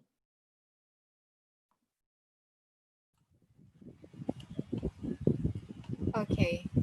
Nah, itu dia dari Mbak Talita. Bagaimana dengan Mas Iqbal? Ya, sudah cukup jelas, Mbak. Terima kasih, Mbak Talita.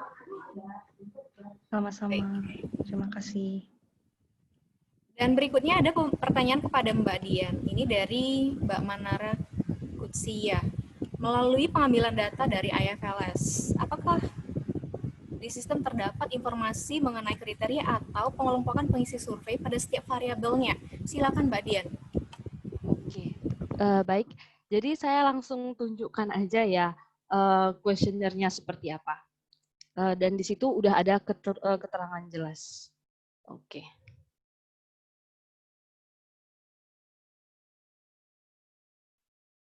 Nah, jadi ini tuh salah satu isi dari kuesioner. Jadi buku kuesionernya yang bisa teman-teman nanti download di websitenya IFLS. Jadi buka aja nanti IFLS nanti akan keluar IFLS Run seperti itu. Di Google dicari, kemudian nanti ada IFLS Run Corporation, silakan diklik, kemudian nanti dicari di mana bisa kita download gitu. Nanti saya tunjukkan lah.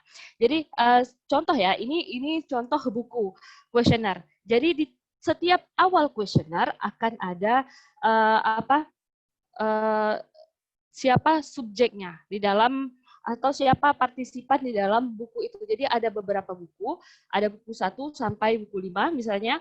Jadi di dalam setiap buku nanti misalnya ini buku 3 ya. Buku 3 ini respondennya adalah anggota rumah tangga yang berumur 15 tahun atau lebih. Jadi nanti dari yang mulai 15 tahun sampai orang tua. Kadang sampai umurnya tuh 94 juga ada seperti itu.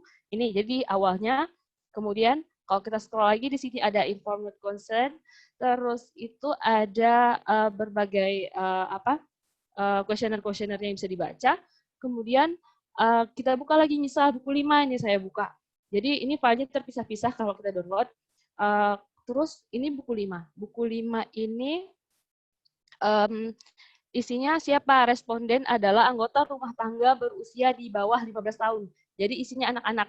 Dan kuesionernya juga isinya tuh ada tentang tes IQ anak-anak, yang emang standarnya untuk anak-anak. Terus pertanyaan tentang anak-anak, apakah anak Anda pernah masuk rumah sakit, semua tentang anak sampai hal-hal kecil lah isinya tentang anak-anak, seperti itu. Ada pernah tes vaksin polio atau gimana gitu buat yang keperawatan, kedokteran seperti itu. Sampai uniknya tuh di sini ada misalnya seberapa setiap dalam seminggu saudara tuh ada makan mie instan berapa kali seperti itu, sampai seperti itu. Jadi teman-teman bisa cek di sini. Itu ada di kuesioner anak-anak, juga ada di kuesioner yang isinya orang dewasa. Jadi di setiap awalnya itu ada tulisan anak-anak atau orang dewasa, nanti ada juga di buku 4 itu isinya ibu-ibu. Jadi pertanyaannya juga terkait ibu-ibu, misalnya apakah ada mengikuti kontrasepsi, udah misalnya hamil berapa kali, seperti itu, udah pernah misalnya hamilnya anak perempuan atau anak laki-laki, apakah pernah ada yang meninggal, seperti itu. Jadi sangat setiap buku itu nanti ada responden yang berbeda-beda, seperti itu. Kemudian di sini saya akan tunjukkan sedikit, misalnya teman-teman nanti mau mencari IFLS itu bagaimana. Nah, sebentar kita share screen. Oke, jadi di sini teman-teman tinggal mencari aja di pencariannya di Google, kemudian IFLS akan muncul Run Indonesian Family Life Survey, kemudian diklik aja, nanti teman-teman akan ada tempat untuk registrasinya, ada kayak form registrasi di sini. Di sini ada registrasi dan download. Jadi teman-teman hanya perlu mengisikan emailnya saja. Setelah mengisikan emailnya, nanti teman-teman akan masuk ke halaman yang isinya adalah yang isinya adalah banyak banget data, jadi teman-teman bisa download dan bisa lihat sendiri gimana sih struktur dari kuesionernya, bagaimana respondennya, dan lain sebagainya. Jadi bisa dicari di situ.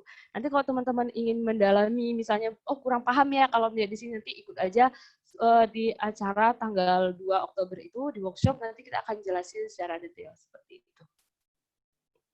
Begitu bagaimana? Baik, berarti nanti akan ada sesi selanjutnya berbicara lebih detail lagi ya Mbak Dian ya? Iya.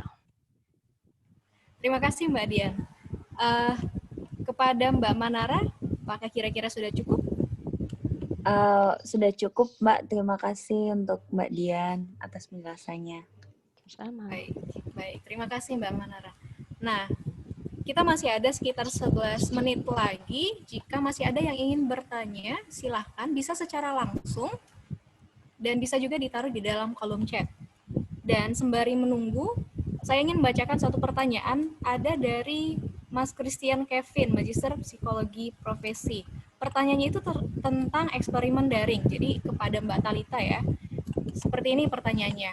Berkaitan dengan eksperimen daring, bagaimana peneliti mengendalikan ancaman-ancaman ketika menggunakan jaringan internet atau media dan juga bias-bias yang dapat terjadi saat tidak adanya tatap muka.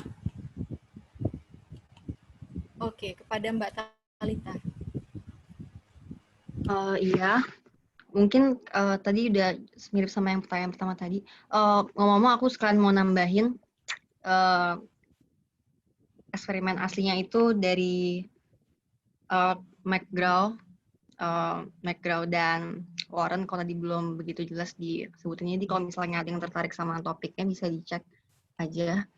Ini jurnal aslinya by McGraw and Warren tentang benign violation. Kalau untuk eksperimen daring dan mengontrol bias-bias yang bisa terjadi karena nggak tatap muka itu, mungkin seperti yang aku bilang tadi, jadi kalau bisa diatur kan kita lakuin yang sebisanya kita aja dari sini, yang bisa diatur, contoh kayak misalnya kerjakan sendiri di ruang apa misalnya, atau pada pagi hari atau pada malam hari apa segala macam. Tapi memang again itu emang drawback-nya bahwa tidak ada supervisi gitu.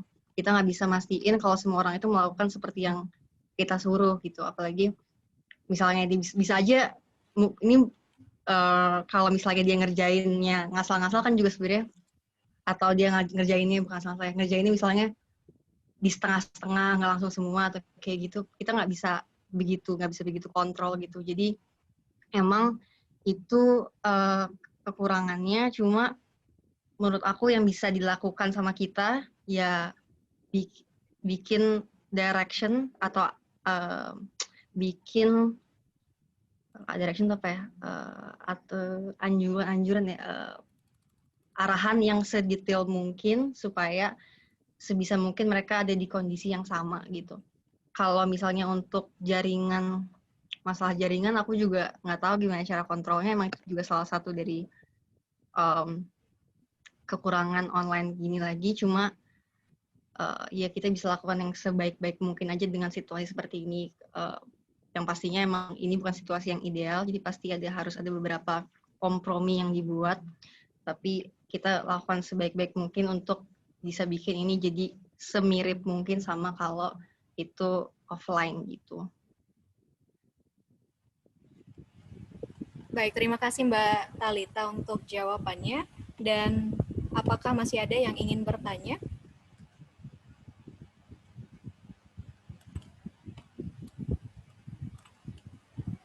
Nah, ini ada pertanyaan tambahan nih kepada Mbak Thalita. Bertanya tentang, kira-kira Mbak Thalita ada ide nggak ya untuk eksperimen daring yang lain? Jadi ini bertanya soal insight ya. Kira-kira Mbak Thalita ada usul nggak? Eksperimen dari yang lain, Iya. apa ya, spesifik gitu. Aku sih sekarang kalau ditanya nggak kepikiran juga. Tapi mungkin kalau yang kayak aku bilang tadi, yang bisa dilakukan secara secara daring dengan mudah itu yang kayak aku itu sederhana banget. Eksperimen yang treatmentnya itu kata-kata gitu, kayak survei eksperimen yang bisa sesuatu yang bisa disebarkan lewat internet gitu. Kayak kalau misalnya treatmentnya tuh misalnya makanan atau apa gitu kan susah, nggak mungkin. Kalau misalnya treatmentnya itu text based itu bakal lebih gampang. Di survei eksperimen secara umum itu mungkin bisa dilakukan. Atau misalnya bisa juga mungkin apa ya yang bisa dilakukan secara online, mungkin kayak misalnya perbedaan hasil. Ini aku seidenya aku aja. Tadinya aku selain ini itu ada ide mau bikin perbedaan kayak validitas gitu, validitas data yang diambil secara interview email sama video conference kayak gitu. Tapi itu eksperimen bukannya? Mau tahu mungkin nanti ada treatment yang bisa dilakukan secara online apa gitu. Udah aku juga bingung sih kalau kayak on the spot gini. Cuma kalau secara umum yang survei eksperimen itu paling gampang dilaksanakan secara online. Baik, terima kasih Mbak Thalita untuk ide-idenya. Mungkin yang lain juga bisa berpikir kreatif, kira-kira apa ya yang bisa dilakukan secara online untuk eksperimen ini. Nah, jika tidak ada lagi pertanyaan,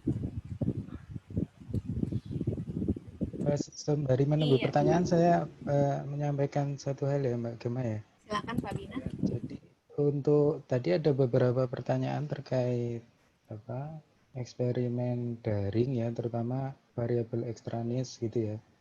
Bagaimana tadi misalnya mengontrol apa bias kok nggak tatap muka itu nanti gimana gitu ya. Jadi memang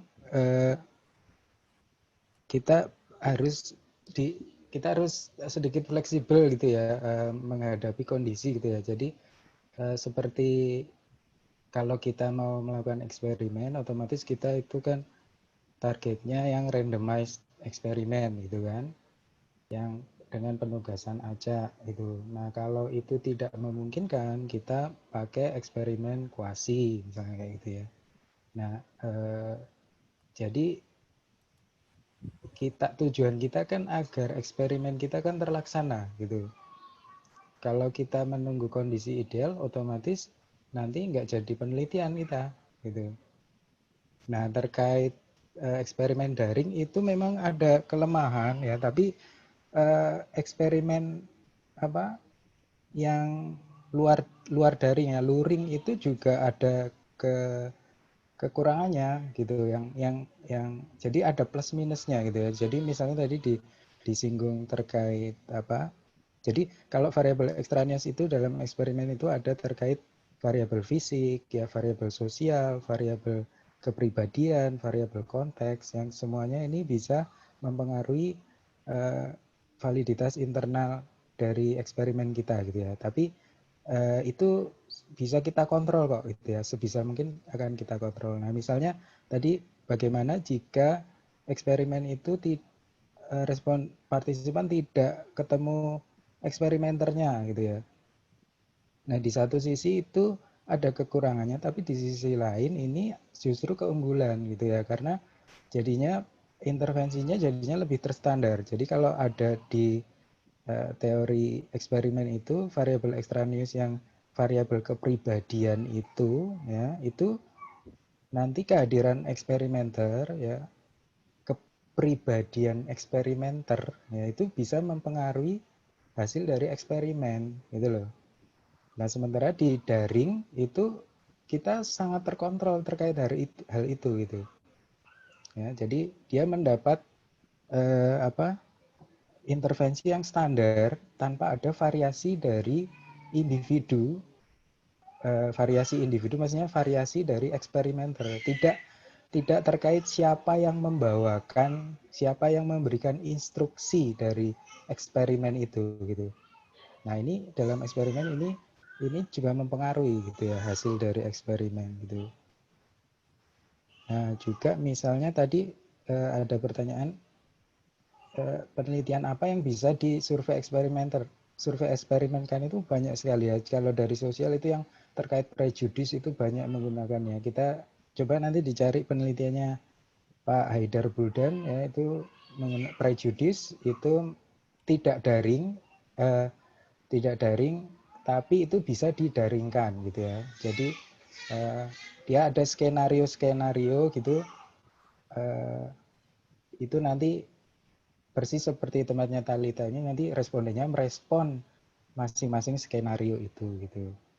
Nah kemudian juga misalnya yang terkait ya kondisi yang online gitu ya, misalnya kayak penelitiannya Sarah itu gimana ya Talita ya, jadi dia ada berita itu berbasis kepercayaan terhadap berita gimana terkait platform gitu. Jadi platform A, B, C itu nanti dia ada berita di situ terkait kepercayaan terhadap berita itu berdasarkan platform bagaimana gitu ya. Atau terkait iklan ya. Jadi iklan A, B, C, D, E misalnya ya, yang konsumen mau membeli yang seperti apa gitu terhadap iklan ini. Jadi prinsipnya yang intervensi itu bisa dilakukan secara tanpa ada tatap muka gitu ya. Nah kalau mau lebih canggih lagi, yang pakai misalnya tadi yang saya sampaikan ya, pakai software seperti Psikopi ya, OpenSesame ya, Pebble ya, PEBL ya, itu bisa, tapi otomatis kita harus install software tersebut di server. Nah, servernya nanti bisa diakses orang banyak gitu ya. Jadi di situ nanti kita bisa running test ya gitu ya. Jadi ada misalnya di situ kalau Pebble itu ada di situ tes untuk apa itu pengambilan resiko gitu ya. Pengambilan resiko nanti di situ ada animasinya dia apa memencet tombol gitu ya. Jadi respon dia terkait terkait apa yang dilihat di monitor itu nanti itu terekam gitu ya, waktu reaksi segala macam gitu ya. Kemudian kayak banyak sekali itu ya, silakan cari di PEBL gitu ya. Softwarenya namanya PEBL atau Psycopy atau OpenSesame ya. Tapi itu otomatis itu tingkat teknisnya tinggi gitu ya. Di psikologi UGM juga masih di lab aja itu software itu ya, belum terbuka dalam jaringan di luar UGM gitu. Tapi itu prinsipnya bisa kok kalau kita pelajari ya. Sekarang tuh server tuh apa tuh sulitnya? Ya, server itu kita cuma abonemen server itu setahun itu paling nggak nyampe 100.000 ya. 100.000 tuh ada, 200.000 ada gitu ya. Bisa itu kalau atau juga misalnya kalau itu pun terlalu mahal, gabungan ya, 3-4 mahasiswa, satu server, boleh banget, bisa banget gitu. Nah, oke, itu aja. Baik, terima kasih Pak Bina untuk tambahan informasinya. Dan berhubung karena waktu kita juga sudah menunjukkan pukul 10.26, maka talk show ini kita padakan sampai di sini saja. Terima kasih kepada para pemateri dan juga peserta yang sudah setia sampai di akhir. Bisa saya tarik sepanjang sesi ini adalah meskipun di masa pandemi ini ada banyak tantangan yang dihadapi oleh peneliti, namun ada beberapa alternatif lain yang bisa kita lakukan seperti penggunaan data sekunder, big data, media sosial, dan juga eksperimen daring yang ternyata dari Pak Bina itu ada banyak sekali yang bisa diteliti, apalagi dari kajian social psychology. Dan itu saja yang bisa saya simpulkan. Terima kasih semuanya. Saya kembalikan kepada MC, kepada Gloria Tuvelita. Waktu dipersilahkan. Ya, terima kasih Mbak Gema. Sharing kali ini cukup menarik sekali. Nah, nanti Bapak, Ibu, dan teman-teman, materi sharing hari ini akan di-upload ke Cloud, dan nanti linknya akan dibagikan ke email masing-masing peserta yang hadir pada hari ini. Terima kasih kepada Bapak, Ibu, dan teman-teman semuanya yang telah mengikuti berlangsungnya kegiatan sharing session ini dari awal hingga akhir. Sebelum saya menutup acara, saya persilahkan Bapak, Ibu, dan teman-teman untuk menyalakan kamera terlebih dahulu untuk sesi foto bersama.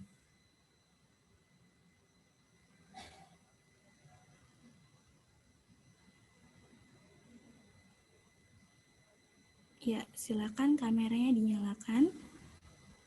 Masih ada beberapa yang belum nyala.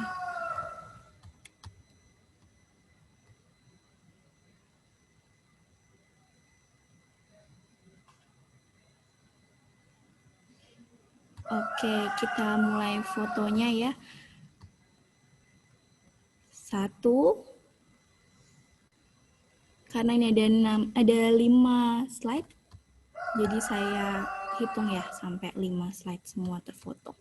Senyum. 1, 2, 3. Ya. Next ke page berikutnya. 1, 2, 3. Oke. Ke page berikutnya. 1, 2, 3. Oke. Next, ke page berikutnya. 1, 2, 3. Oke. Yang terakhir. 1, 2, 3. Ya, terima kasih Bapak, Ibu, dan teman-teman sekalian. Kegiatan ini merupakan kegiatan awal dari kegiatan-kegiatan selanjutnya yang akan kami laksanakan per topik bahasan dengan lebih intensif.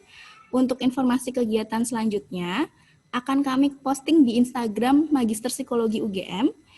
Dan semoga segala informasi yang didapatkan hari ini dapat menjawab kegelisahan Bapak, Ibu, dan teman-teman sekalian. Saya tutup acara pada pagi hari ini. Akhir kata, saya selaku MC, beserta panitia mohon maaf yang sebesar-besarnya apabila terdapat salah kata maupun kekurangan. Terima kasih Bapak, Ibu.